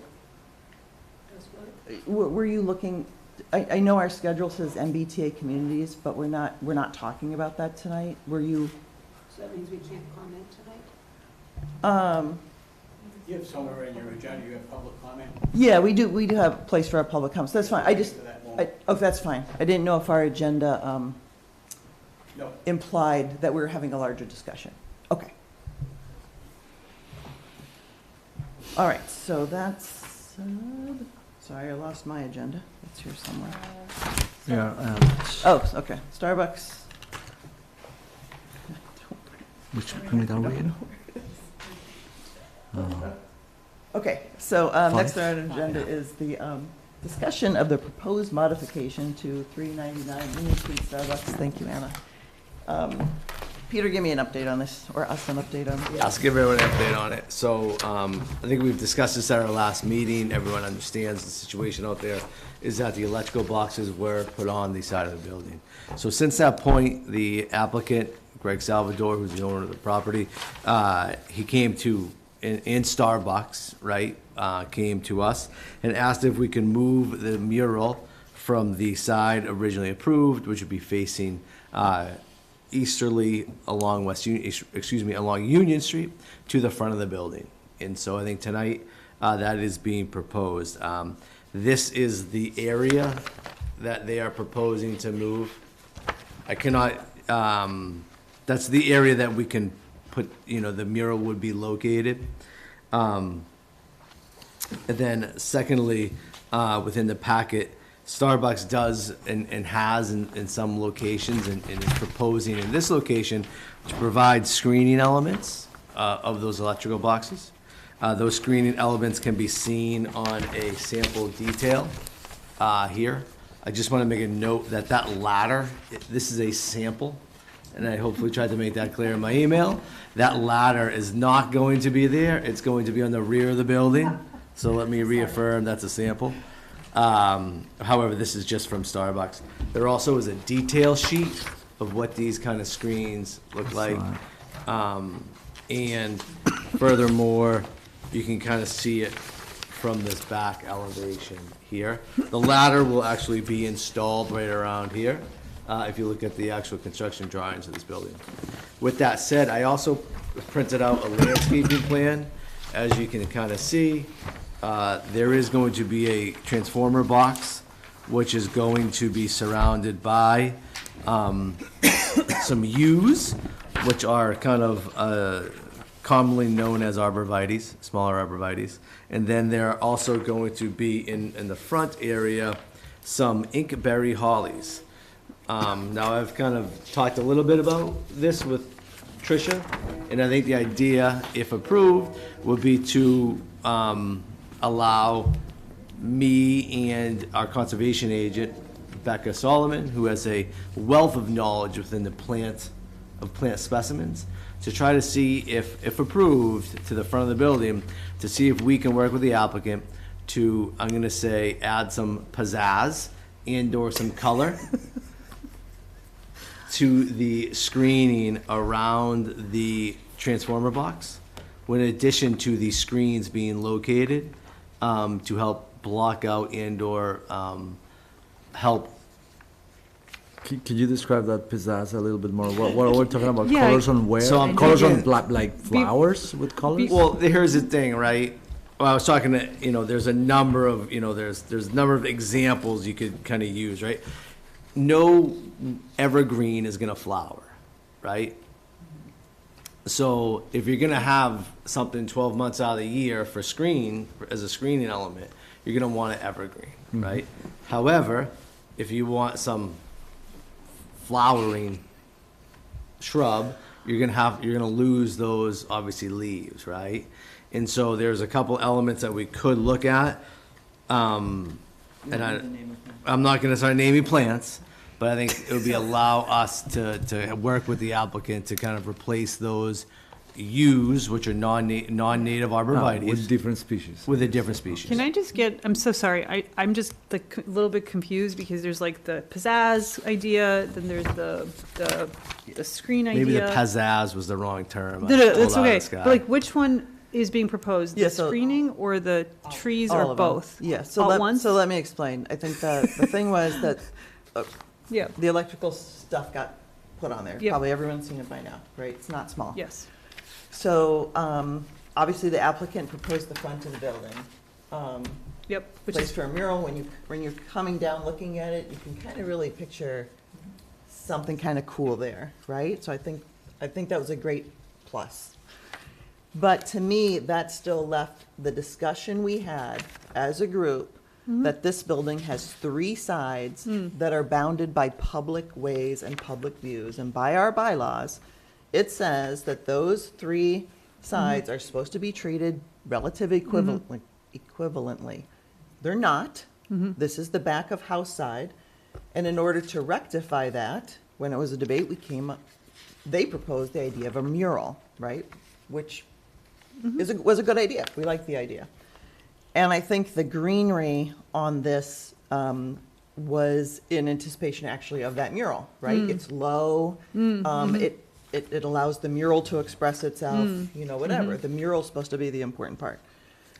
So once the mural went away, to me, we go back to the question of having a facade that's kind of like, right?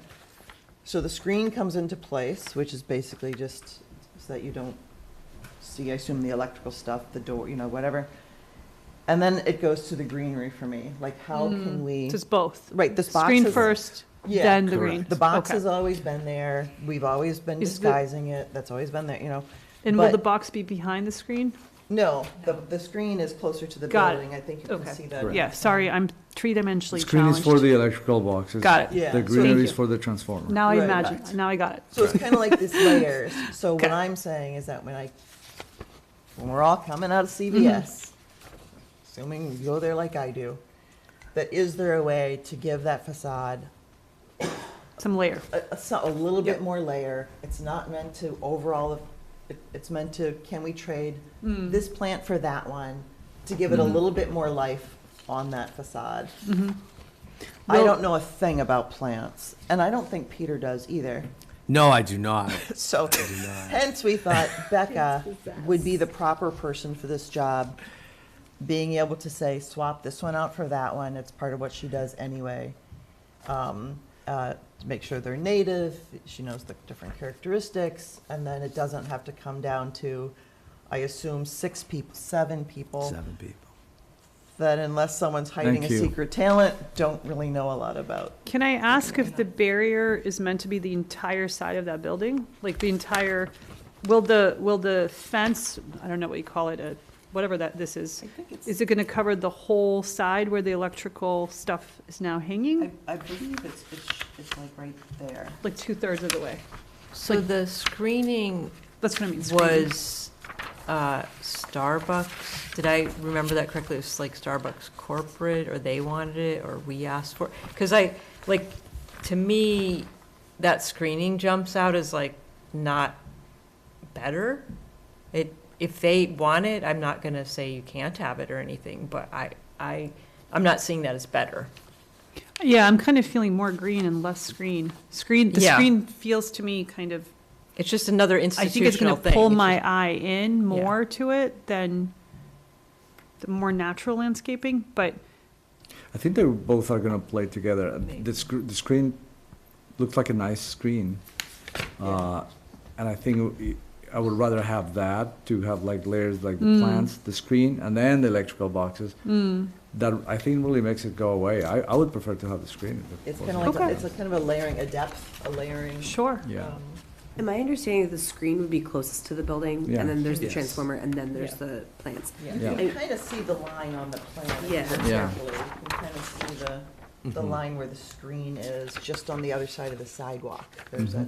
I do little not outbush. have a secret talent, so I agree that like that's, but my one question that I might pose is that like, because of where the electrical boxes sit, they're here and they are not small.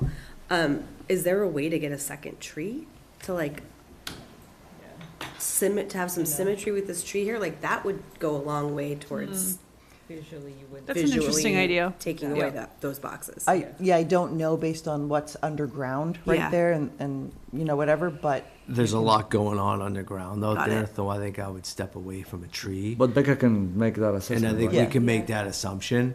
Well- I mean, no, not assumption, excuse me. We can make that, we'll work with Assessment. Becca to make that assessment. Okay. Yeah. Because I feel Might be like that would. interesting. So your secret talent is to figure out balance.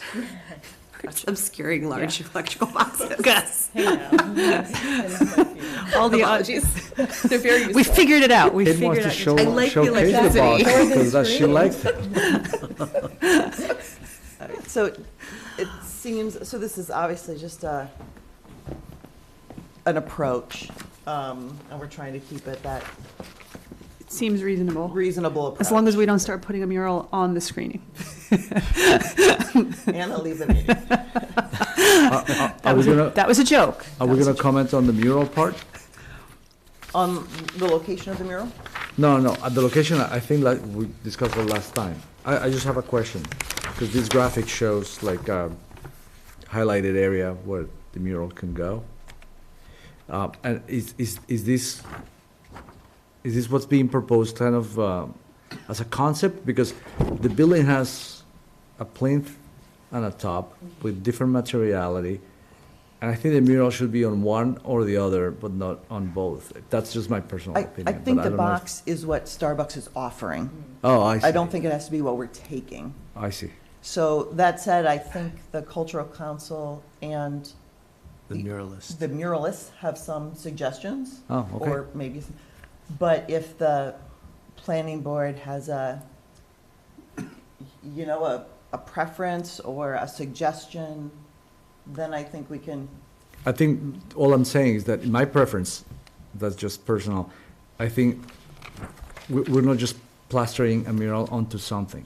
It should be part of it. And for that, it should be following the architectural lines of the building. So it looks natural, and not something imposed that looks like a bad addition.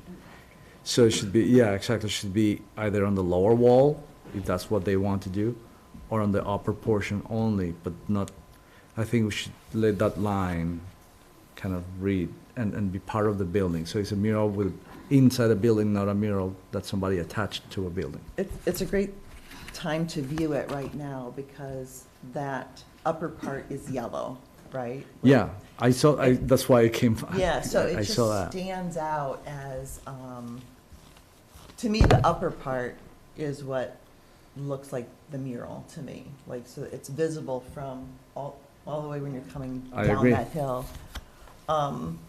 But I'm also not a muralist, and so, but that could be, if the whole board feels that way, it could be our suggestion with possible of Yeah. communication with the artist. And I would say it depends on the intent of what they want to achieve. If you take the upper part, it's a mural that is for viewing from a distance, and the content should be developed accordingly.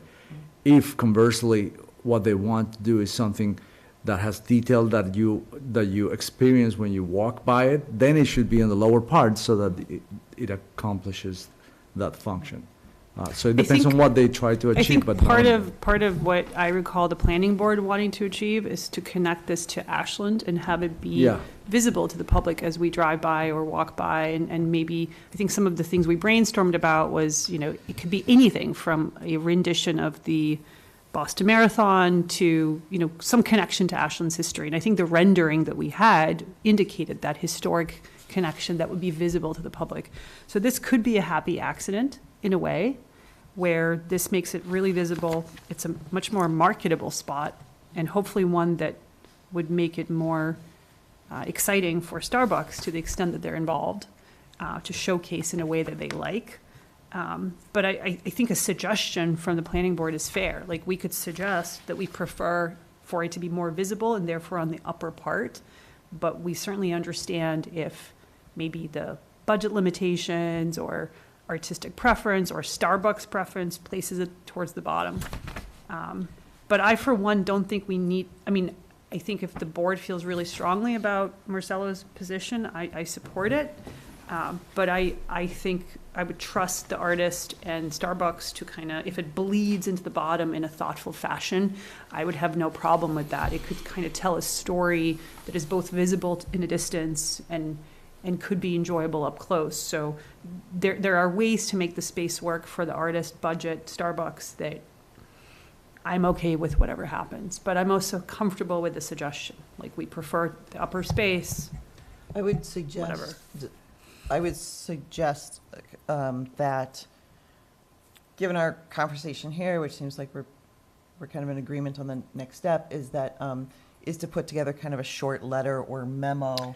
Yes. Put something in writing from the board, so that it's documented that we're good with this kind of solution, and we can move on, and that's something. Yeah, I can write up a quick memo for that, and I think that's something that's easy to do. I Addressing- agree with you, Marcelo, Addressing the 3 items. to follow the architectural lines and to make sure it fits, and they're not posting something, plastering something up. And I do want to just make a note of, because I heard it from the Cultural Council, and I just want to make a note, the Cultural Council email, I emailed with Stacy Lewis, and they are in full support of this move.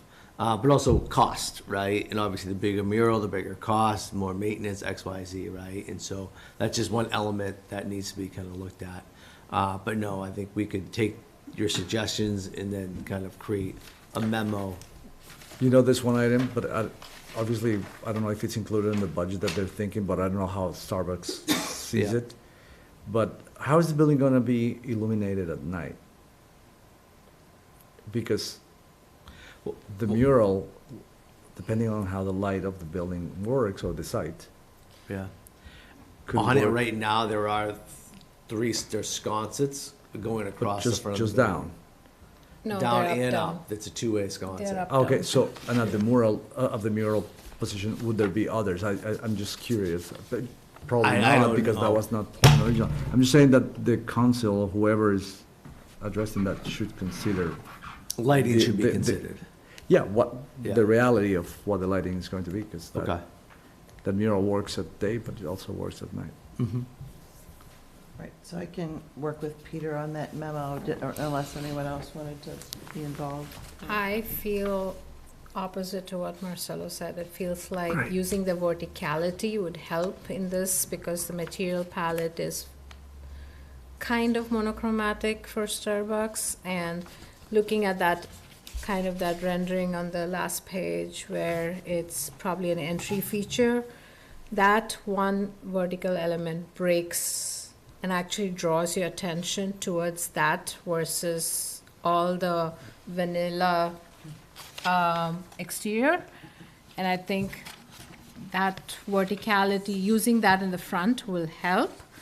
Again, if those three boxes that you're seeing here are literally light fixtures, that's a fun challenge then the artist is going to have, because the light seems to be on the two sides of the light fixture. But and then the other thing that I, in connection with that tree that we talked about, there is this patch of topsoil that's on the exterior. It feels like if we really landscape that part of it, that's really going to help conceal the kind of that fence, transformer, and that's what you're going to see when you're coming out of CVS, for example, because when you're sitting at that light, that's what's going to catch your attention, not something that's set behind. So I think landscaping needs to be revisited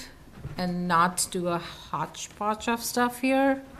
That tree, duplicating that tree is not going to help us in any way, because that scale of that tree is not, it's going to be hard. The transformer footprint is so huge, the tree will not be successful in that location. So to me, revisiting that entry landscaping and really looking at this mural as a larger element so that your eyes are distracted with, I mean, at least attracted towards a mural versus all the other utilities in the site would be my way of looking at it, but.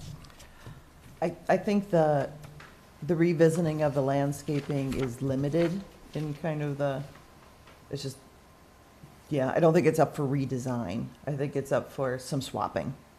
But we bought the mural, right? That mural was agreed for a full, whatever that square feet wall was. It was not something that we asked for relocation or redesign. It was a mess on their construction part. And I think the square footage that we are looking to swap is almost the same what we already had, right, before? No, the original was here, just the lower part. Yeah, just a lower part. Wasn't But- it the full height? No, But- not in the diagrams we were showing. But here's the thing, this yellow, we didn't make this up, right? They did. That's their diagram. So Yeah. if they're offering us the yellow, that's really generous, and I think we should say thank you and take it. And then I think we should say, if the budget and the artist allows it, please take as much of that as you can. I think to Deepa's point, I can see it both ways. I can see the point that Marcel is making, the point that Deepa's making. I think both of you have a design eye that's value add. But this is where, for the first time ever, I will say, I think it's up to the artist and corporate and budget to make this work. And I think both views are valid, and it can be done in both views. Art is really kind of within the eye of the beholder. There is something exciting to me about this very generous fix, and I don't want to say no to it. My gut instinct is, let's take this. This seems like a fascinating solution, to a problem we did not anticipate that could actually end up being even more exciting than what we envisioned. Yeah, I mean, I think our memo can outline some possibilities, but really leave it in someone else's hands. So. And obviously, that's something that'll come back to the board. You know, I don't think there's a rush on this level of detail at this time. No, well, the Culture Council is trying to move forward with muralists, right, to try to get a picture of, but I think to say, yeah, okay, you know, we're all in agreement that this is a good move, and then we'll kind of take one step at a time. When is this opening? That's a great question, Deepa. It's not for Marathon Monday, it's It will Are you something. not thinking, be- are you, no, thi- it are you will not thinking, be for are you Marathon thinking Monday. pictures of us should be in it and we should Yeah. be standing next to it? Yeah, it won't be Marathon Monday. I think they're trying I won't be in that picture. to, you know, I can tell you right now, the owner has built the shell, right? And that building permit's been kind of closed out. Now it's up to Starbucks to do the interior. So now Starbucks is gonna come in and build out the interior and do all that work. And so that's the next step in the project, and then the site will be kind of finished up and completed. I don't wanna obviously I think it's most likely gonna be around July 1st, in the month of July, and or late June. Okay, so we have a way of proceeding then that everyone's happy with? Okay. All right, I'm gonna shuffle up the agenda just slightly, and we'll move up public comment. It is 9:45, so I am gonna limit I am going to limit public comment, as we usually do, to one time to the mic, 3 minutes a person. So, but I will open up public comment at this time.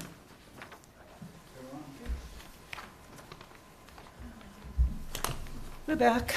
Lorraine Tajari, 2 High Street, Burnham's Restaurant.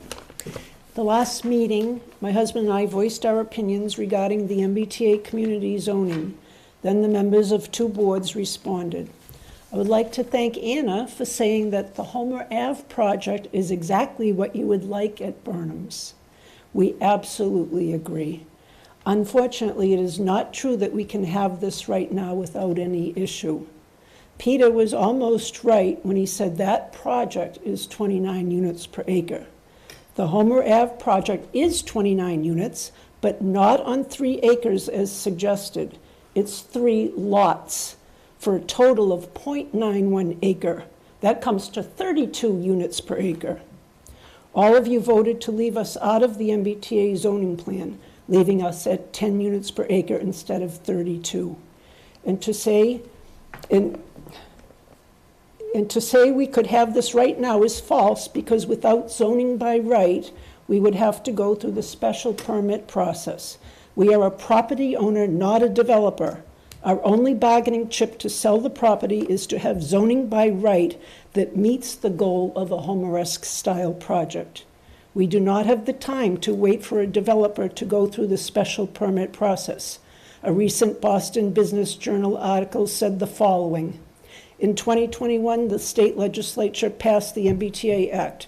Traditionally, developers must obtain special use permits that require a special review process to develop multifamily housing units. These special review processes take years, stifling development process. The MBTA Act enables the development of multifamily housing where it is most needed, near public transit systems. I will give you one example. The mixed-use project for the mill building. The conceptual plans were completed in April of 2020. Presentations and public forums followed. Then the project was withdrawn. It will likely return as a 40B. So far, the process has taken at least 4 years, with a long way to go. And blaming the developer for delays is irrelevant to us. It's just part of a lengthy process. After looking through Ashland's public records recently, I would like to repeat that no one who actually lives on Pleasant Street has expressed opposition to or even commented on mixed-use development on our street. The opposition is from people in other areas, even on the opposite side of town. There are also 2 interesting emails in support of higher density near the train station. In closing, if the Select Board had received correct information comparing the Homer Ave project to our site, we believe that some of the members would have voted differently.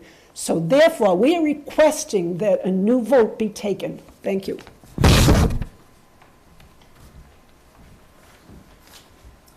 Thank you. Is there any She further? has said it all, I have nothing to add. Any further public comment?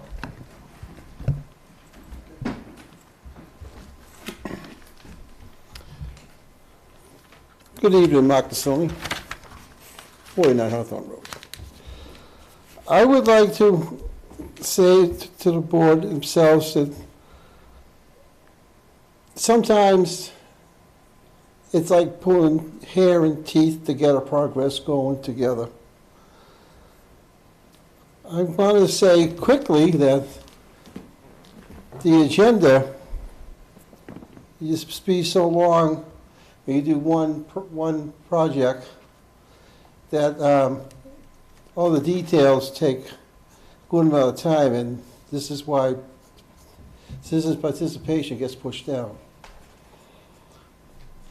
But as that's being said from me, I'm going to say to the board and all the members, living in this town so long, understanding different boards, understanding reasons why the boards are around.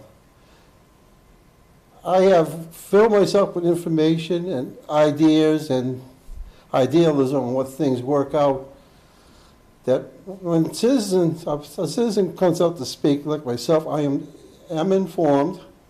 I am full of, not baloney, but I am full of information. And I'd like to have the boards understand that a person like me can be reached out for, ask questions to, and maybe get answers that you'd be surprised that I do know. For that reason, Peter's the only one that knows me about the zoning and the form-based coding that I got in this town. The rest of the boards, I've done other things for them too, and they got things going, and comprehensive plan is my next landing spot. So I'm trying to say, reach out to a person like me. I will email me, I will email back, and if you don't believe that I can be informative, test me. Thank you. Thank you.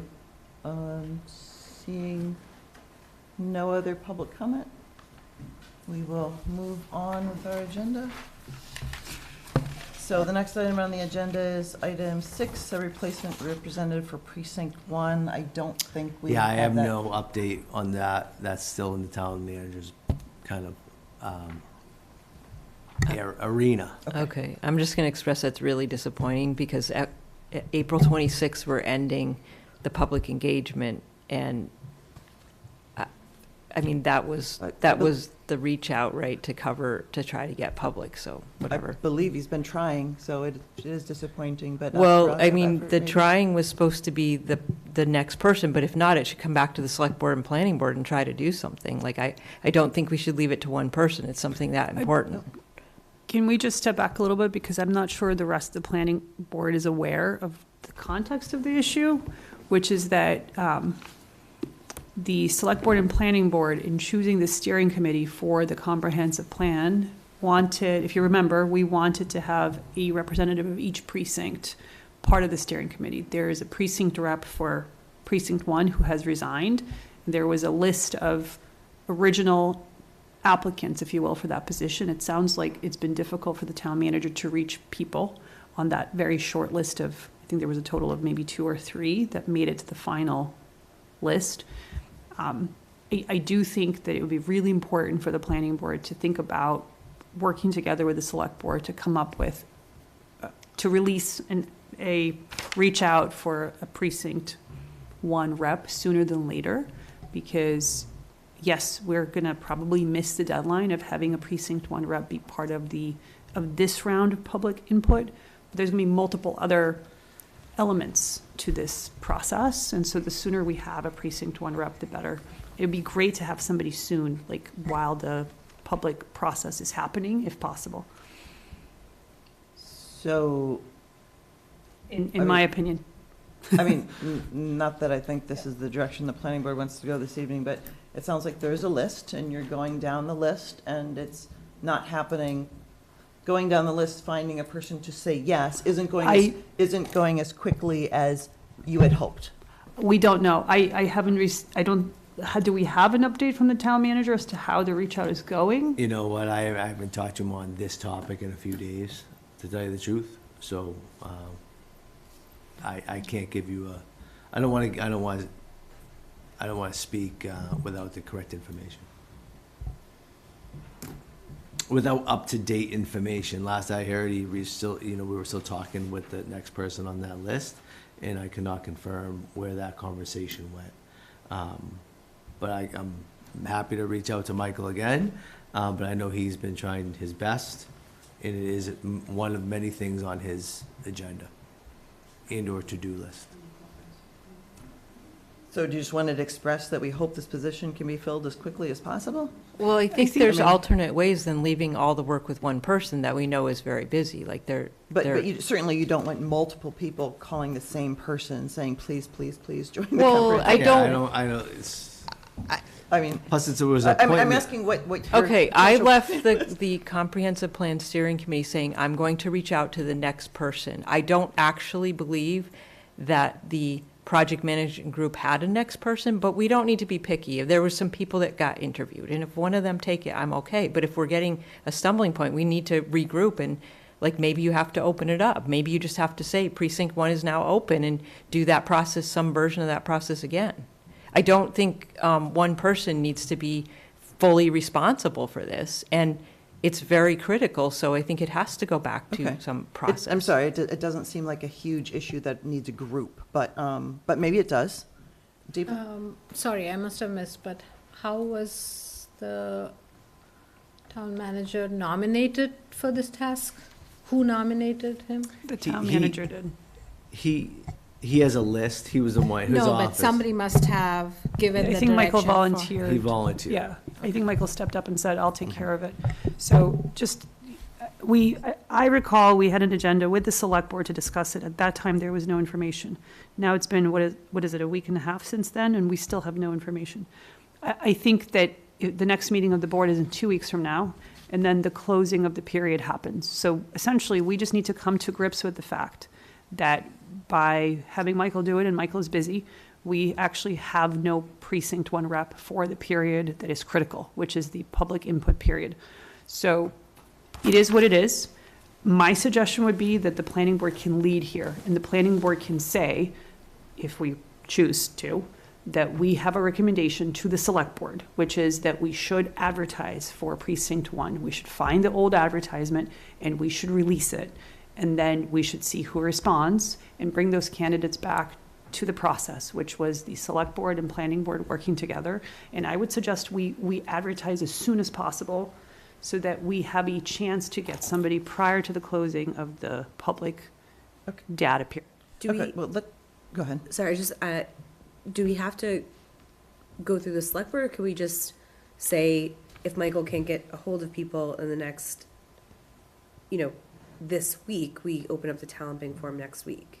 I think so. Sure. So that maybe we have some Some movement, applications or some movement exactly. for the next plan. But I also feel like that's, to your point, like if he's been reaching out since the last meeting, like it feels like if he can't get a hold of anyone or no one's sort of biting in the next week or so, like we open up the talent bank form. and Yeah, it's at that point, I it's think open. there's no biting for 3 weeks, which is plenty of time for us to know that we got to do something.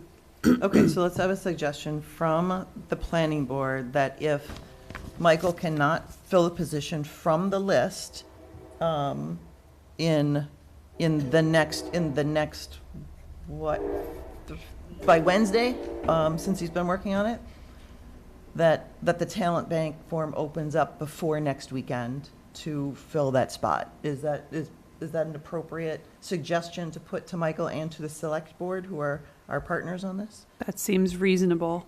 Okay. Is everyone good with that? That seems reasonable. Okay. So we'll compose a email, send it Yeah, to I can Michael? compose an email. It's not a big deal. Okay. And I think we had a prior language that we used to get this out, which we should be able to find and just edit to make it about precinct 1. I think the prior, Yeah, there the was a prior letter. push was like for all precincts. It was all 6 precincts. So we just need to edit it and say 1, whatever that means. We will get that out. We'll get that to Michael tomorrow. All right? That's an easy thing. That's an easy lift. I can put an email together. Okay, so that leads us to various updates and meeting in a box at 10 PM. What do we want to do about this, folks? We got to get this job done. It's not happening on April 11th, I can tell you that right now. It's full. I think we should give it a shot. I think we, What did we cover already, I mean, Kate? we only did 2, but I think we should at least do, So I do just 2. keep. I think another- there's one that's extremely relevant, which is kind of like, what's your vision for the future of Ashland? What should housing look like, economic development, all that. I They're thought we all- did that last time. We did? Yeah. No, I think we that's kind one of of, I the mean, they ones that do we did. sort of repeat. I think Yeah. what we've learned by doing them is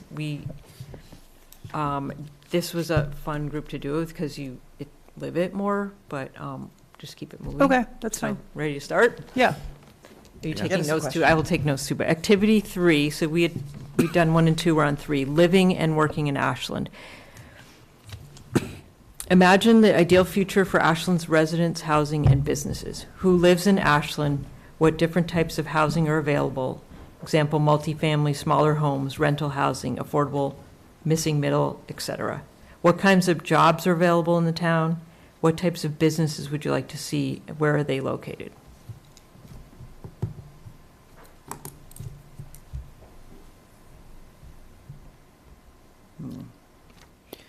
I guess I'll just jump in. I think when I kind of, in my ideal world, Ashland has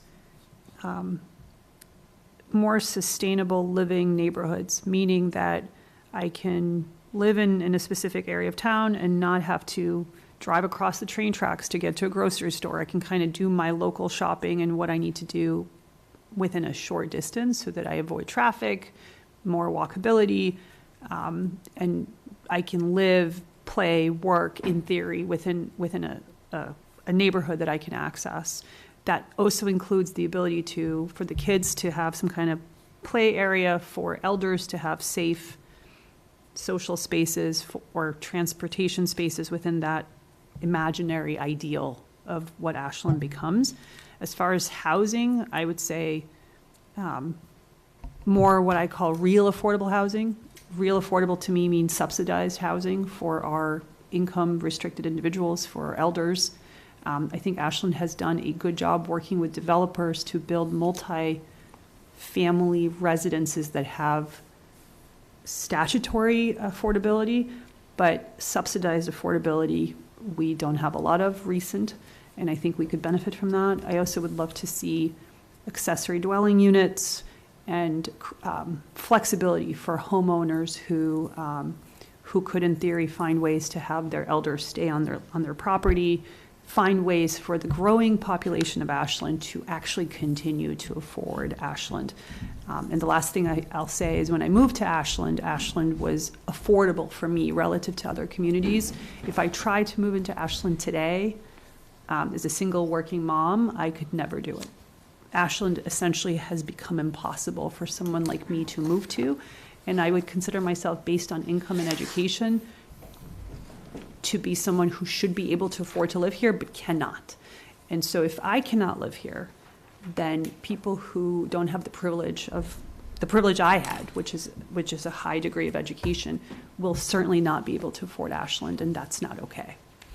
So I want to see more real affordability for working class families and middle class families.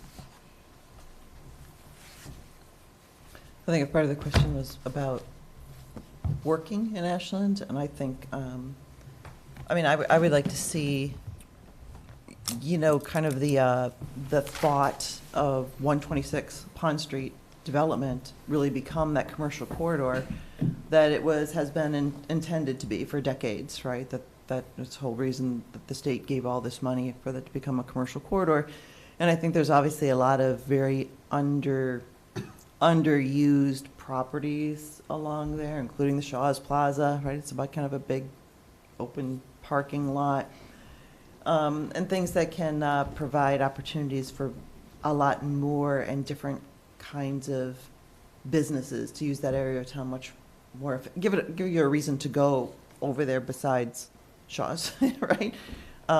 So I'd like to see that happen. I see downtown as more smaller businesses, things that are small scale. I think everyone kind of likes keeping the small scaleness of downtown as much as we can, and that can be in contrast a little bit to the busier corridor of 126 and Elliott Street. I think in that area, not just 126. But I think there's opportunity there for more and bigger businesses, I think. Yeah, I agree with that. And I always go back to downtown. I think that's what I would like to see more development in the direction that's going. I think the seeds have been planted both in downtown and 126 with the improvements, and I think they are the ground has been laid for things to happen. And on both counts, there are still a lot of properties that are kind of under the capacity that they have to contribute to the downtown or the 126 corridor. So I hope that the interest grows, and with that, more housing, which will produce more affordability and all the things that Anna was saying. So, but to me, priorities, the downtown is the heart, and I would like to see it complete in the direction that's going. I have two more thoughts on it, but I want to make sure Deepa and Amanda have some say first. To me, Ashland is a place where you can be an entrepreneur, kind of grow that big dream in terms of working. But that also means when you're trying to attract that young generation, you need that community to kind of expand and grow, to give opportunities for people with young family to have their kids have place to play and have that good school system. And I think our working environment right now in Ashland is forcing all of us to go towards Boston, obviously, and it's a challenge. I think we are still fighting the battle of density versus wanting that boutique kind of environment. So either you can have a holiday home or you can have that perfect living, which is adaptable and flexible. And I think we still have a long way to go. It would be an ideal place for a young family to start a new business, but how far you can go is how much infrastructure the town is willing to expand on. And I think we have that big battle ahead of us to be clear, and hopefully the comprehensive plan process will help that. So to me, living and working in Ashland is on a very micro level versus what I wish we could grow to. But You reminded me of one thing that I just came back to me. And I think it's part of the zoning, but I remember the idea of, talking about downtown again, of what I call the Tasmaninsky Hotel. That's what I was going to bring. Which is an idea that Anna had, Yeah, of something that is not allowed in downtown, but the idea that it came out in the discussions when we were doing this other project, that if the conditions are proper, some small boutique hotels or some type of hospitality could be a nice addition to the downtown. And I guess our understanding was that it's not allowed. So it's something like that maybe could be interesting to. That's what I was going to add. To envision. Kate and me went to a planning conference. What was it called? It's 10 o'clock, so I don't remember it. Citizen Planner Training. Thank you. Not to minimize their title, not the most marketable title. Citizen Planner. Exactly. Right. Yeah, I did not. But what was really helpful is you got to see what other communities are doing for economic development and like what are their tension points. And there was some fascinating things. One is there's a ton of energy right now around you know how the whole marijuana thing was super controversial in Ashland? Well, all of these communities that kind of messed it all up, all kinds of interesting things have happened. One of those things is the state is shifting how they regulate the fees collected from those kinds of businesses to make it more ethical. And then the other thing is the state is doing some really interesting work relative to diverse community and minority communities and marijuana businesses to make it more accessible and more fair to minority-owned businesses to go into this kind of field. And so it's getting really exciting out there. And communities are kind of doing it different ways than they did when it first started. And so one of the things I'd like to see is Ashland revisit that particular opportunity because it's no longer what it was. It's getting a lot more regulated in a way that makes it more ethical and makes it a lot more advantageous to development, in my opinion, because it's starting to understand its purpose, which is giving people economic opportunity that they have never had before in sensitive parts of our town and for communities in our community who are not necessarily privileged to start a business. So there's a lot of really cool stuff going on there. And then the other thing is the hospitality thing. That's also really exciting. A lot of communities are finding tension points because those communities that have Airbnb interest are really struggling with making that work. And there are communities playing with this idea of accessible dwelling units and at the same time making their towns accessible to hospitality. And so in theory, we could have a zoning change that allows hotels in our community that then prevents some of those challenges that some communities are facing with Airbnbs. Because if you do both together, accessible dwelling units, you're potentially opening up a door for Airbnb controversy, in which case a hotel downtown can be a way to augment that because then people have a natural place to go and they don't need to Airbnb as much. You're giving Kate a lot of notes to. Things like that. So I'm kind of throwing that out there. But like if Ashland wants economic opportunity, those are some of the things other communities are exploring. And one other thing I'll say is that the things that Deep is mentioning that brought me here, like the high education, the affordability, it's starting to be more challenging because we are getting so overpopulated relative to our resources that the school system is strained. Housing options are strained.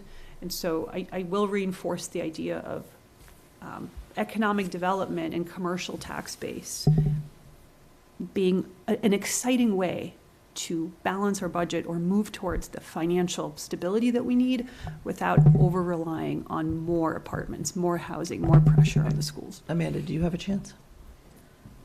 I mean, my thoughts on both housing and working in Ashland, like I think diversity, like of choice or options comes to mind for me for both things. So I think, to Anna's point, having affordable housing, increased affordable housing, but also just having housing options. And if you're, being able to, find a great apartment or a great condo, if that's where you want to live, and then move into a multifamily or into a single family home rather, and having that choice. I think everything feels so constricted right now. And so sort of that diversity of choice and options in housing. And then similarly for working in Ashland, I think Deepa was drawing on this, like, having, if in 10 years fewer people had to edge towards Boston to go to work, like that would be a really awesome thing. If 126 was developed in a way where we had more sort of diverse industries and job opportunities that were popped up along that corridor, that I would love to not commute to Boston every single day, but it's not really an option for me to work closer to home. So well, I don't commute to Boston every single day, but I would love if my employer didn't have to be in Boston. So I think the idea of having more diverse opportunities in both of those realms, and then to Marcelo's point, I mean the groundwork has been laid for this phenomenal downtown, and if we get to a place where we have that's I think Deepa used the word sort of boutique, like that's the idea where, or the place where I would really love to see some really unique businesses that are unique to Ashland, that sort of can become part of the bedrock of our community. And I think projects like the one that we voted for today, like there's space opening up for businesses to come in like that, but, you know, I dream of things like a bookstore, or, you know, a market downtown, or some clothing boutiques, or kids store or whatnot, like some of the things you see in Holliston that I think we can absolutely have in our downtown.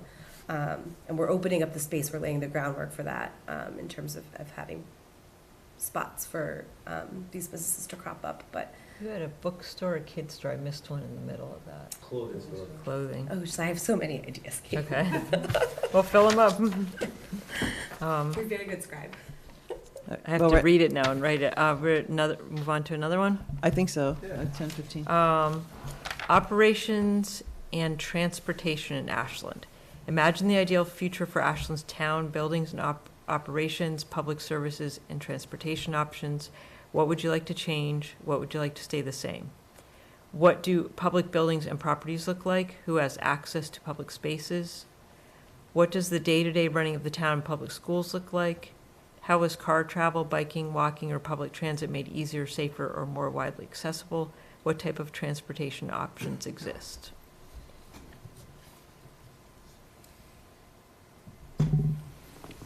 I'll jump in at 10:15 here. Two things that I imagine, and some of this is from some of the meetings in the box I've seen, so these are not all my ideas.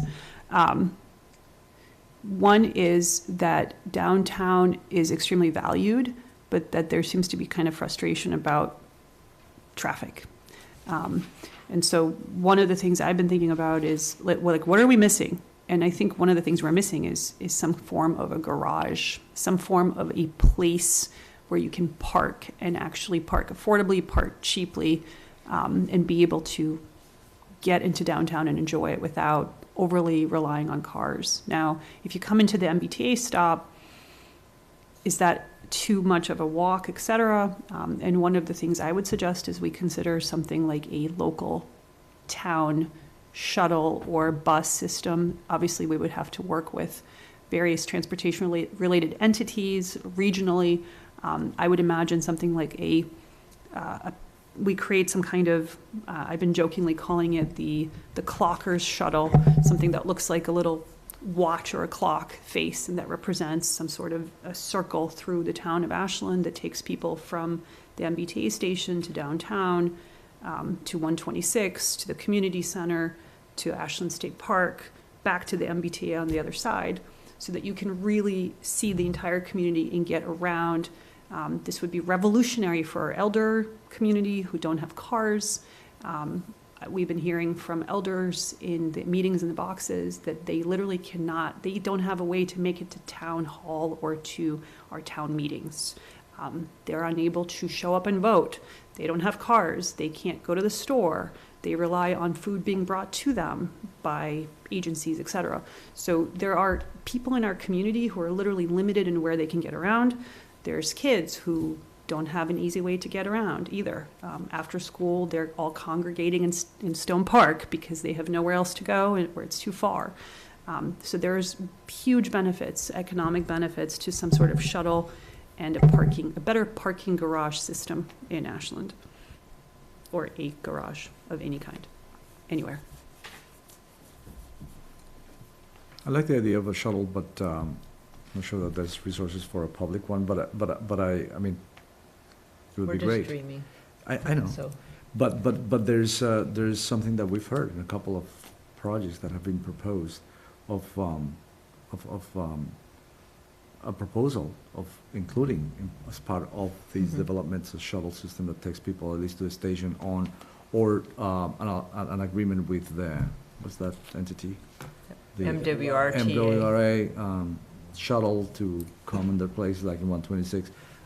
The more, I think those things should be explored, maybe encouraged for future developments. Maybe there could be an association of these potential projects in the future where they share the cost and it's a public thing without the town having to pay for it. I don't know. This category is what, transportation and what? operations and transportation, so Okay. public buildings, properties, Okay. day-to-day running of the town. Okay. car I travel, was wondering, biking. because maybe focusing on the transportation, but, because it seems to kind of relate to open space. But one of the things I was wondering about is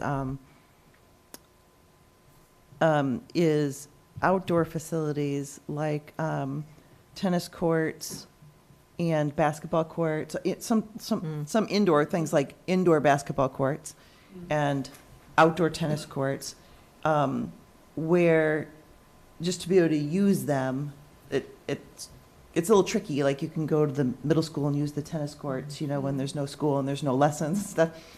But it's really hard to say to go, like for my son to go to a pickup basketball game somewhere inside in the winter, right, where you can just go. So right now, those are town-owned properties, but how can those, and they're needed obviously by the schools and stuff. They can't be just always open to the public. But how could there be facilities that allow for that kind of, it's not necessarily open space when some things are inside, but allow for use of public buildings for just being used. I was gonna step in here because I heard this actually. I was part of I did a meeting in the box Wednesday, last night with Beth Reynolds, with the ABA, and there's actually there's a very interesting guy came in and he lived in Minneapolis, Minnesota, and in the wintertime in Minneapolis, Minnesota, they opened up the basketball courts, not the rec centers, right, but the school kind of gymnasium facilities, right, every Saturday morning from 9 to 11, right, and it was for the pickup basketball game to take place or the kids to kind of get out and run around. It's probably a little bit colder in Minneapolis, but it's that outlet, right, and I think that was kind of what you're trying to Cambridge does hit it. to. When I lived in Cambridge, the Cambridge Engine Latin School, the high school has open gym and pool. So when I was just a resident in Cambridge, I paid a nominal fee, but it was super cheap, and that's how I worked out. You could use the weight room and I think basketball courts and the pool when the school was not using it. So weekends, it actually worked great for folks who are working all day because it was in the evening and on the weekends. I think another thing is that, again, talking about public spaces, is like shutting down, in the summertime, shutting down parts of streets. I remember thinking about this in terms of, what's the one that's now going to be between Starbucks and Stone Park? What street is that? Summer Street. Yeah, I thought about, like, as I used to live in Cambridge, they used to shut down, they shut down Memorial Drive. Yeah, to shut down certain areas in the summer where, kids can just ride bikes and it's just a big. Look at a beautiful mural. Look at a beautiful mural, get a cup of coffee. So that it kind of becomes a bigger park. It's just so effective in Cambridge about just kind of making the street into a playground, I think, for a while. There's also more opportunities than that because, and I don't understand the ownership, but what happens with the farmer's market is another opportunity. There's going to be a brewery at the end there now, which has plans for some public engagement and activities, which is cool. It's at the corner spot. So there's an opportunity if that strip of land is not just the farmer's market area, but it's something that has other potential uses when there's no farmer markets. Maybe there's some delineation, there's some pickleball courts, there's other things that people could kids or adults can just say, hey, So let's go and imagine play. if the town of Ashland worked out something with the state or purchased part of that massive parking lot that the MBTA no longer uses post-COVID because of the whole remote work reality, and builds a garage that includes a space for an indoor farmer's market that's municipally owned, and has some recreational space for kids. I'm just kind of throwing out an insane idea. Towns do those kinds of things if they plan for them. I lived in Portland, Maine, and there's plenty of municipal parking garages. There's plenty of those in Portsmouth and Salem, and communities that have a boutique downtown have parking garages. It's not a wild idea.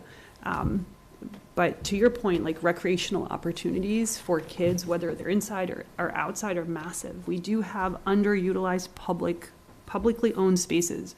We have a Girl Scout camp on Ashland State Park that is literally shut down. That should be utilized. That is a massive, exciting space that kids should have access to, that families should have access to, that clubs should have access to, sports clubs. We also have, what do you call that? I think we have a lease with have no English right now suddenly. The quarry, yes, I believe that is a semi-publicly owned space where the lease, I believe, is coming due. Well, that's not a public. No? No. Not yet. No. We do not have public. Not yet? I No. thought we did to No, we some do of not. it. Okay. I may have misunderstood. We did a tour with Michael, and I thought he mentioned something about some type of, We have there's a closure agreement that the Okay. town has that it would fall into town ownership. Correct. yes. And so Yeah. that, in theory, could fall into town ownership, and that is a very unique open space that, in theory, we could plan to redesign, for example, towards a skate park or something that is unique, structured, that we could think about. Deepa, you want to get in? I don't think I have more to add. It's a tricky one. But for me, it's that more walkability. I think we lack that. And attracting folks to downtown is a challenge because it's not a walkable street. I've taken the train from Framingham. This was the first time I tried Ashland, and I live not even a mile away, and I could not walk. I needed a ride because it was not safe for me to walk on the streets. So I think it'd be great, as we're talking about MBTA communities, like making it walkable, attracting people to downtown, I think is more important for me than trying to figure out traffic, because unfortunately, reality of life is you cannot live without those vehicles.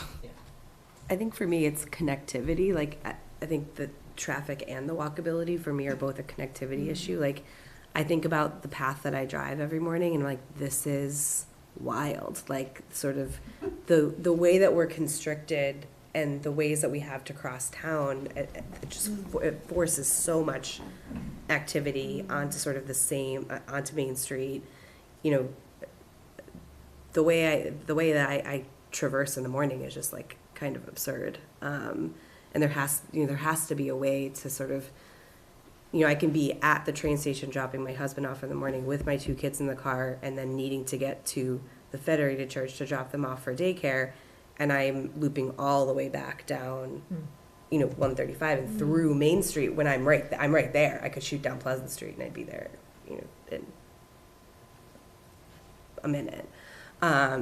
It's the sidewalks. I have a similar situation, Deepa. I think I said this in our last meeting in the box, but we're so close to Warren School, and we can't safely walk there. So my kid's gonna bus, but we'd be walkers otherwise. And so there's just this lack of connectivity. I think also, like, I live in a part of town where if we had sidewalk just for such a short area, we could get all the way to Warren Woods or to the tennis courts at the Warren Conference Center, which is not a public property, but it's a great resource. And then we could walk all the way into downtown. If I had sidewalks, I could walk my kids to school on nice days where they are now. In downtown, it's not a far walk. It's just not safe. Every single group has said sidewalks, so this is low-hanging fruit here, we can do this. Let's see, I don't think we're gonna finish, there's 3 more, do we wanna try to We push have through more one agenda more? items, right? Yeah, Or are we gonna forego the others? I feel like the very last one tends to not be that intense. I feel like That's the- I feel like the last 3 were Yeah, I think we should give them a shot and just read them all okay, and see what captures our focus. and just say, don't do the ones and just do one more and be done with it, is that I keep going. Protecting and adapting Ashland.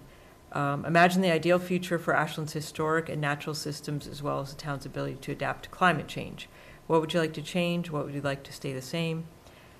Which historic resources are restored or have greater protection? What types of natural places and ecosystems are protected, restored, and strengthened? What types of environmental sustainability programs does the town offer? How has the town prepared for storms, flooding, and droughts related to climate change? How can natural open space be improved upon to increase community use and enjoyment for people of all ages and abilities? What role does the town play in educating the public about its history and climate change? I'll just do bullet points since we don't have a lot of time with global warming, thinking strategically about emergency planning, having places for people to cool down if there's a heat wave, having safe places if we lose power, things like that are good to think about and plan for and make sure we have resources for. And then obviously people seem to care in this town about open space and trees, and revisiting some of those protections and making sure we're thinking about with climate change and our community getting more populated, figuring out where we want to protect those resources.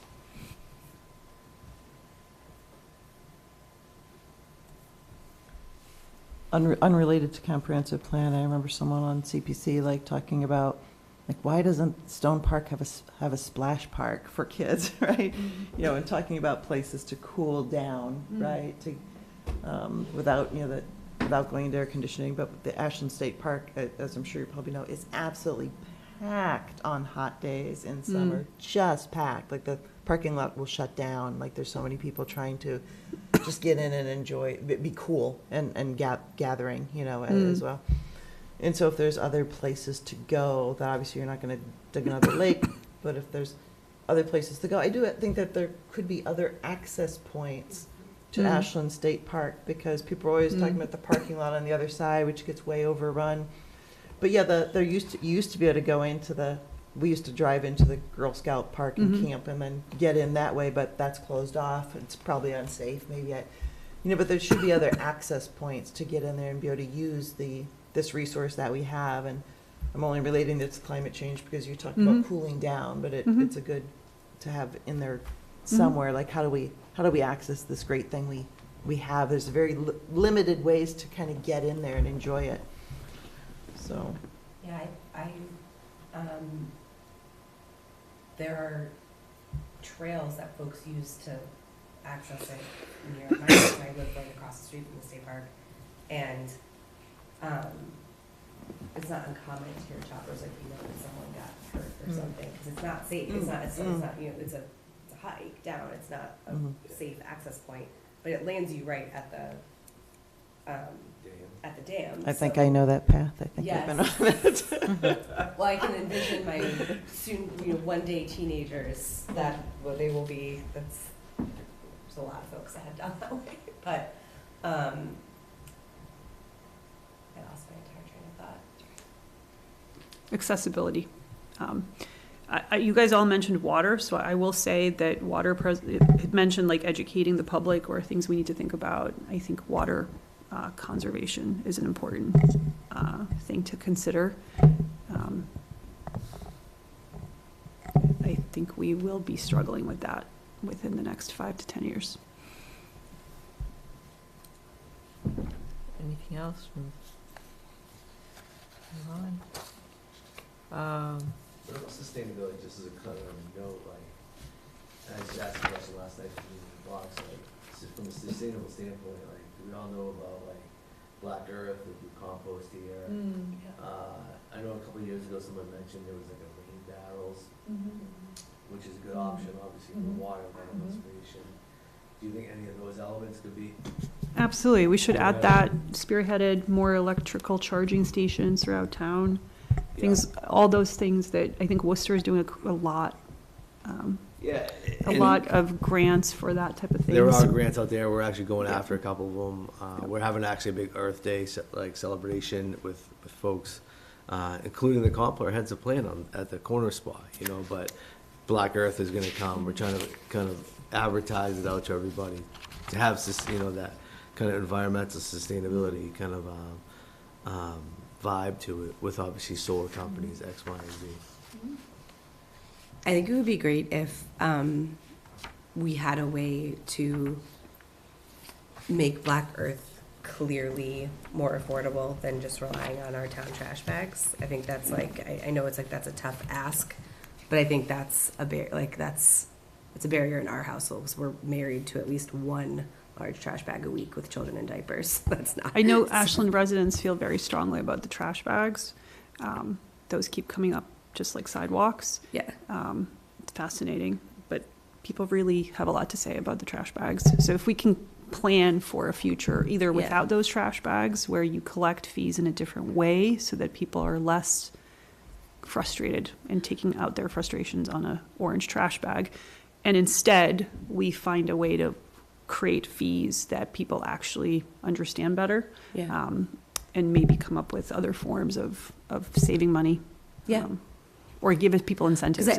Right, because I think that Maybe you we're a don't, you don't family that have would to love use the trash Black Earth bag. if the you're- math just doesn't work on it for Yeah. us because of what our realistic trash needs are that we can't get away from. I'm sure that there are other demographics aside from young families that have kids in diapers that just can't avoid throwing out a certain amount of trash a week. Yeah, I'm But with yeah. you. I hear you 110%. As somebody that has young kids, and I think we all do the best. And I live in a community that you actually take your trash to the transfer station, and they do provide compost. So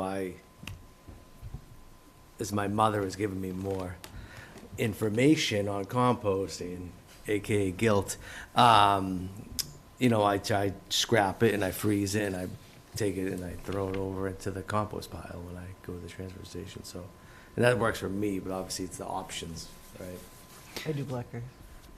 One thing I'll say is, like, I was somewhat inspired, forget for a second this idea of Ashland becoming a marijuana place, but think more about the intentionality of some of these communities, where these communities say, we're going to have this kind of business here. They rezone for it with intention, right? So in theory, I'm just going to throw something crazy out. If Ashland has a certain value, if you will, to open space and sustainability and composting, I'm just going to pretend for a second that we as a community put that as a priority. You could, in theory, sit down, work with those businesses, have conventions for those businesses, have a yearly event for those businesses, and zone as a town that cares about sustainability. And that could be your theme. That could be an economic theme where you start to attract those businesses to your community. Just like those communities that decide to be the marijuana center of Western Mass, we could be a sustainability center or a outdoor space center or maybe a dog center. We seem to care a lot about dogs here. Whatever it is we decide, we can, in theory, zone for it and attract business accordingly. All right, do we want to do the other two? You want to save that? We have two left, right? Yeah. You're losing me. Yeah, no, I think it's I getting. woke up at 4:30 in the morning. So. Yeah. I think maybe we save the other two, even if we have to tack on one on the 11th, and we tack on one on, I think we got one more shot, the 25th, and we'll get through it before your 26th deadline. By the skin of our teeth, if not. I'm going to just put a plug, though. Hopefully, I would love to be able to go back to the steering committee and say that we did it and everybody at least did one with your family, your neighborhood, something. So just kind of, there's still some time. Independent of the board, like do it in your own living room, your own neighbors, something. All right. I'm shamelessly plugging it. I do catch everybody in the grocery store on that topic, so you're not spared here. Throw it out there. All right. God, I've lost my agenda again. Meeting in the box, we did public comment, we did reports from the board members and town planner. Okay, thank you. Reports, anyone? I think those are for committees. Damn, what do I do with this thing? I think as far as the comprehensive plan, we gave you an update with the one rep. I think that covers it. No, Design- Anna, I'm not sure that does. I mean, I would assume that Trish was maybe got a communication by now, but when we left the steering committee, the 4/18 meeting of the steering committee is all of the consultants, Jam Golds and Oh, yes. sub-consultants, presenting existing conditions. And they wanted the select board and the planning board there. And unfortunately, I don't think, I assumed they would be, not assumed, they said they were going to contact the select board and planning board. But I'm just bringing it up because right now, That is also school vacation week. I understand that. I'm just saying that was talked about. That's a good point. I'm sorry, can you give me the one sentence? 4/18, the steering Yeah. committee, the expectation is the planning board Right, and the okay. select board will also be there. Right. Because the Okay. consultant has the current conditions report. Okay, so So- 4/18, April 18th, if you're in town for school vacation week, please try to put it on your agenda to attend the comprehensive plan instead, or on our off week in order to go to that meeting. So we'll have to we'll have to take account that doesn't have, I assume there doesn't have to be it's not a quorum event, right? It's not like we have to. It's more of an informational event, Yeah, I okay. believe, because you're basically being educated as the planning board, hey, this is the current conditions on the ground. I am really concerned that it's school vacation, and I, for one, will be out of town, but I will try to I attend. mean, I think if given we that. are, the expectation consultant was asking that it should at least be, I think we should put an agenda notice, whether we all show up. Yeah, we could do that. I think we should just do that. Sure, we I can can do take care of that. That's not a big deal. So I don't know yet if I'll be in town or not, but, so, we will try to get as many of us, and it can be virtual too, right? Right, so, okay. Design Review Committee, I don't have anything new there. Sustainability Committee, the specialized code is going to be, Sustainability Committee is gonna come and talk about the specialized code on April 11th as well, so that's coming up. CPC, we had a meeting last week, we talked about, funds for painting part of the historic part of the library, and also money for the engineering development of the Dike Trail, which runs from kind of the Market Basket area of 126 towards Sherburne. I've never been on it myself, but there's a trail that goes out there and connects to other trails, and eventually on our side will connect to other trails. So that's just asking for money for engineering. Those things might be coming up at town meeting as part of CPC funds, so. just- Great, And I'm working on doing a meeting in the box with CPC, great. so. Metro West Regional Collaborative. We met today, and there was a presentation on the I-90 corridor, and interesting, I think the other takeaway, just from town comments, because Southborough and Sherborne both had, the state agency came back on their 3A proposals with some tweaks, some stuff that the consultants didn't totally nail, because I think it's a little bit fluid. This is the MBTA Yeah, stuff? Okay. exactly. Southborough's pushing, they're not going forward with Springtown meetings, so their proposal's not compliant, so their consultant just missed it. And so they're pushing to fall. Sherborne, because they're adjacent, they have more time, and so they're gonna make their tweaks and move forward, but it did sort of throw off their timeline. All right, so, are you good? Yeah. So MBTA communities here, the public notices went out, so we will be using April 11th, also as, a public hearing time for that warrant. So, Ashland Historical Commission request for meeting, that is still out there. I don't think they're in a rush, but they want to talk about, potential historic district. So I want to get to that as soon as we can, but it'll probably be after town meeting at this point. I don't need to explain it to you guys. Demo delay, who's in charge of that? Is that historic? Yeah, it's historical. That's Yeah, going to it's- be a general bylaw. Yeah, so they're bringing up some things about the bylaw, but I think that's just a meeting to inform us, so we'll get them on, but it probably be the second week in April. They don't need our approval, it's just informational. Yeah, it's informational, so that the demolition delay is a general bylaw, so it doesn't obviously go through the planning board, such as the zoning bylaw would. And so they're just proposing a few tweaks, and I think, being briefed on it today, one of was that if a property owner, if a property changes hands, then that new property owner, and if a property owner starts a demo delay process and then it changes hands, then that demo delay process has to restart with the new owner. And then also they're trying to add in a daylight clause, saying that after 3 years, if no action has been taken on a demo delay, then obviously that clock would have to restart with a new application. So maybe we'll have to look at having them come in on the second meeting in April. I just don't think we have time on the 11th. I concur. So I just don't know how we'll fit something else in. Okay, and any other reports? MW, Should I just Oh. see the next item? And sorry, I should have updated. This is not, I think this is not gonna happen. Oh, it's not? breakfast? The legislators can't be at the legislative Oh. breakfast, so Well, good. It's gonna be. That simplifies our agenda. Thank you. Is it just breakfast then? Did they reschedule it?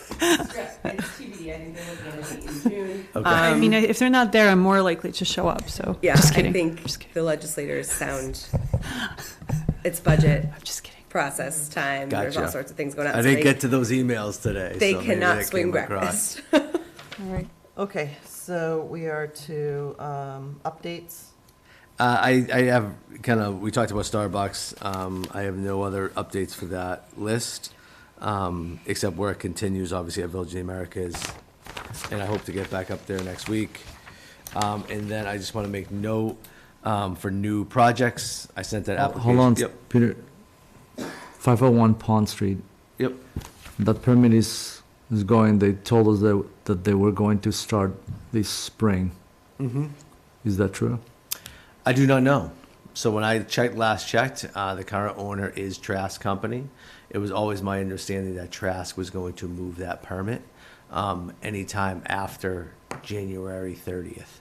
I have not been updated. That property has sold.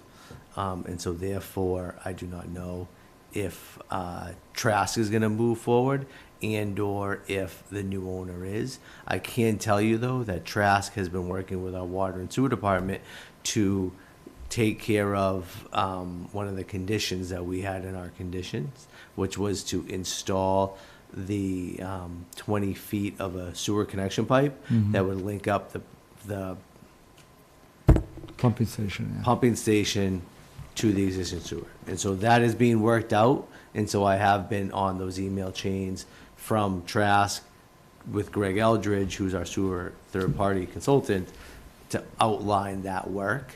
I cannot confirm that work has been completed, but I know they were starting to do that.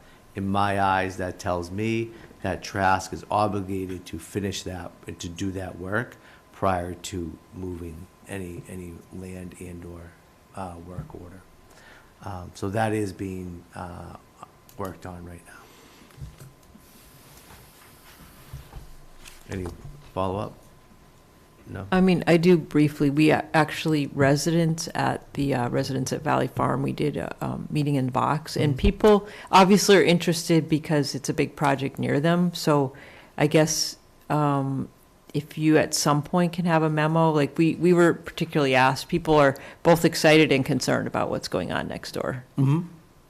And we can, For the residents? yeah. Yeah, I'm happy to reach out to the residents of Valley Farms. I think I can get their contact They info. would be appreciative. Can I just make a plug for Valley Farms really quick? The executive director there is fairly new to town and is really into community involvement and has a beautiful space inside the facility that she would be delighted to have more public meetings at. We utilized the downstairs space for a meeting in the box, but she has a gorgeous upstairs space that's much more isolated. And I'm just going to throw it out there that it might be a very interesting place for a planning board retreat, because it is a wonderful place to engage with those residents. They can come join our retreat, learn about what we do, and it's a great way for us to be in a really stunning space. Sorry. Point taken. Update, new project? Yeah, I just want to make a note. I did send out an email. There is a new project, 10 to 60 Main Street. The owner, Rich Gordon, and a development partner have filed the 40B for 10 to 60 Main Street. So their application was submitted to Mass Housing. It is in the state's purview right now, but everyone should just be aware that the owner of that property and a development partner have set wheels in motion to start the permitting process. That process starts with the state, Mass Housing, and then the town will be obviously brought into the process. Does the town brought in the process mean like there's a public comment period, or does that go right to the ZBA process? Nope, there'll be a public comment period. Okay. Yep, We should and definitely publicize that to people. you know, and obviously, you know, I'm getting the information daily as information comes in. Today, we were notified about the public comment period, and that's going to open fairly shortly. To my surprise, I thought it was going to be in a month or two, but that's going to open up, and so I'll be working with Michael to to spearhead that, obviously with the select board and the planning board. And so that will be something that will be on that is on my radar. The process right now is for the application team to obtain what's known as an eligibility letter from Mass Housing. The eligibility letter is their I'm gonna say ticket, their ticket to file with us, the 40B, with the town. That process goes to the Zoning Board of Appeals. Most likely, I will be helping staff that process, and go from there. So that's where it stands right now. And I'm happy to talk with anybody that have any, questions about it. But that's, as information comes in, I'm happy to get it out, but it's kind of, it is in the purview of the state and in the select board. Any other questions on that right now? I just want to, I'm sure you will, but at what, I guess sooner rather than later, a public folder where people are used to going to projects, and I know it's in that stage, but if we're getting stuff, we probably should be posting it, right, for the public? I know not your everyday email, but when we get No, I things. know, I think, it is not, in my eyes at this point, I would have, it's not the planning, but it's not within the planning board's office purview to be posting this stuff on the planning board's website. So if the town manager and the select board want to start publicizing this and the information, then that's their purview. I do not want to overstep my bounds in my role as the town planner. I didn't take Kate's comment as we should be posting it. I took it more as the town should The be town. posting it. That point taken. Yeah. Point taken. I think we can Yeah, I think we all vocalize have. that, but I don't. I just want to be clear of my role in it. So. I mean, I think if we as a planning board have consensus to ask you to speak to the select board to request this, that's a fair request. I would concur. Yeah, I think I can vocalize that, but I am not going to. I don't believe it's in my purview to just go ahead and post this stuff. Okay, so that's upcoming, and obviously will be on our minds. Reports on planning board topics. I don't think there's anything new there, especially nothing we want to talk about this evening at 7 minutes to 11. Next meetings are listed. We've already talked about those, and then we have the meeting minutes review. I don't have any changes to the minutes. I had a couple changes. For me, it's more a format question. So, lot of these notes in this particular one is talking about all the line items that we talked about on special permit. Should we be matching to make sure there's no clash between what we finally agreed and what's here? Because it goes into a lot of details. It does, but we've had meetings in between this one and that one, meeting minutes that are still coming. So Yeah. just because it's written here doesn't mean we changed it at the meeting, the very next meeting. So, Yeah, so my question is, do we document that part of the conversation? Because it's talking about including line items of numbering and line items. I'm not sure whether that's typical for a meeting minutes. Like 13 mural, 9 affordability, it's literally going into that level of detail in the meeting minutes. yeah, I mean, it does. I think that's a conversation we'll have to have, like how these details are great because they are very detailed, but they may be too detailed, really. Too much for what- is for not what very meeting helpful. minutes Yeah. really should be.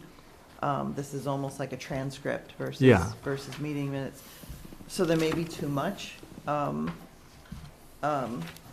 If we want, and I was thinking about this too, because maybe this needs another pass, because there's definitely some things, I was trying to find the tape to see if, is that really what I said? Or what I meant by it, because I'm sure she's very accurate about what I said. I wasn't, yeah. But I'm wondering if maybe we should just have Peter post these as a draft, which we can do, so that they're posted, and then we can kind of go through them a little bit more. I'd like to go through them a little bit more carefully. I haven't had time. Maybe maybe we take out some of that detail. Yeah, I- some I have agree. I think it's question getting marks. It more feels like conversations in a meeting Yeah. minute, which may not Yeah, be. it should not be a transcript. Yeah, so maybe Yeah. we wanna, make some suggestions about what we want the meeting, or maybe that'll just be our role to modify them into meeting minutes as we want to see them, but I do think it's a little transcript-like versus minutes. Can I ask why we're troubled by that? I actually love this style. I think it's very transparent and extremely open to what we're actually doing. What's the concern in being so out there? It makes me think that it's because it is, as it's reporting as being very specific, that I have to make sure that that's actually Yeah. what I said Well, that's the thing versus is the that, general topic of conversation. because it's not like a legal procedure that it's transcript for the record. It's to capture the idea of what was said, because if you go to the transcript approach, you cannot miss one detail and say other. Right. And that's the danger. I mean, I guess for me, I can tell you this, with the AI and technology out there, basically, it's getting more and more accurate. I think, me personally, if I had an understanding of how this person puts this together, and I had some confidence in the technology he or she's using, I think this is a tremendous improvement to our prior minutes, which were sometimes very mysterious as to what we actually did. So I'd like to find a common, like, middle ground, maybe, not go all the way back to the ambiguous minutes that we used to have, where sometimes you didn't really know who said what. It was like, the board discussed. And so it'd be great to find a middle ground. Yeah. I mean, like sentences like letter G was added under exterior materials to ensure whatever.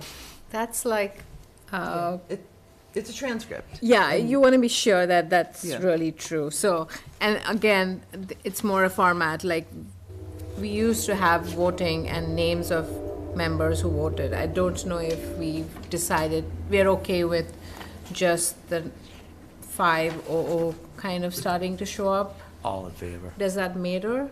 I mean, does that matter? Is there a I don't way think it of would- doing it? Right I think way it's of fairly doing it? simple, you know, I think it's just a preference. You know, it's a preference. I That's do all it have is. one comment for rating. I looked up, so for that meeting, there were no new correspondence, and I don't remember if I even said, if they said it wasn't on the recording, but if we're just filling that at 0. Well, why don't we, because we do have a new person obviously doing the meeting minutes, and they are very detailed, which is good. But maybe we can get a little bit more information about, is it? The process. Yeah, the process. And then, we'll have to maybe have a further discussion about, because there's obviously some varying opinions about what we think the meeting minutes should be and what they should contain. But for now, because I do have some changes in these and I didn't have time, and I couldn't find the tape. I was looking for the tape, but I just couldn't find it online. So if it's okay, I'll have Peter post them as a draft, which we can do, so that they're up there. And then we'll still have time to go through them and make sure that they're the way that we want them to be as the people who were there, right? If that's okay. Okay. We don't need to vote on anything like that, we'll just post them as a draft. No, yeah, we're all set. All right, anything further? Otherwise, I will make a motion that we adjourn at 10:59, before 11. I'll second that. Roll call vote. Deepa Venkatai. Anna Tesmanitsky, aye. Barcelona. Catherine Jersey, aye. Amanda Hayes, aye. And Tricia Kendall, aye. All right, long one.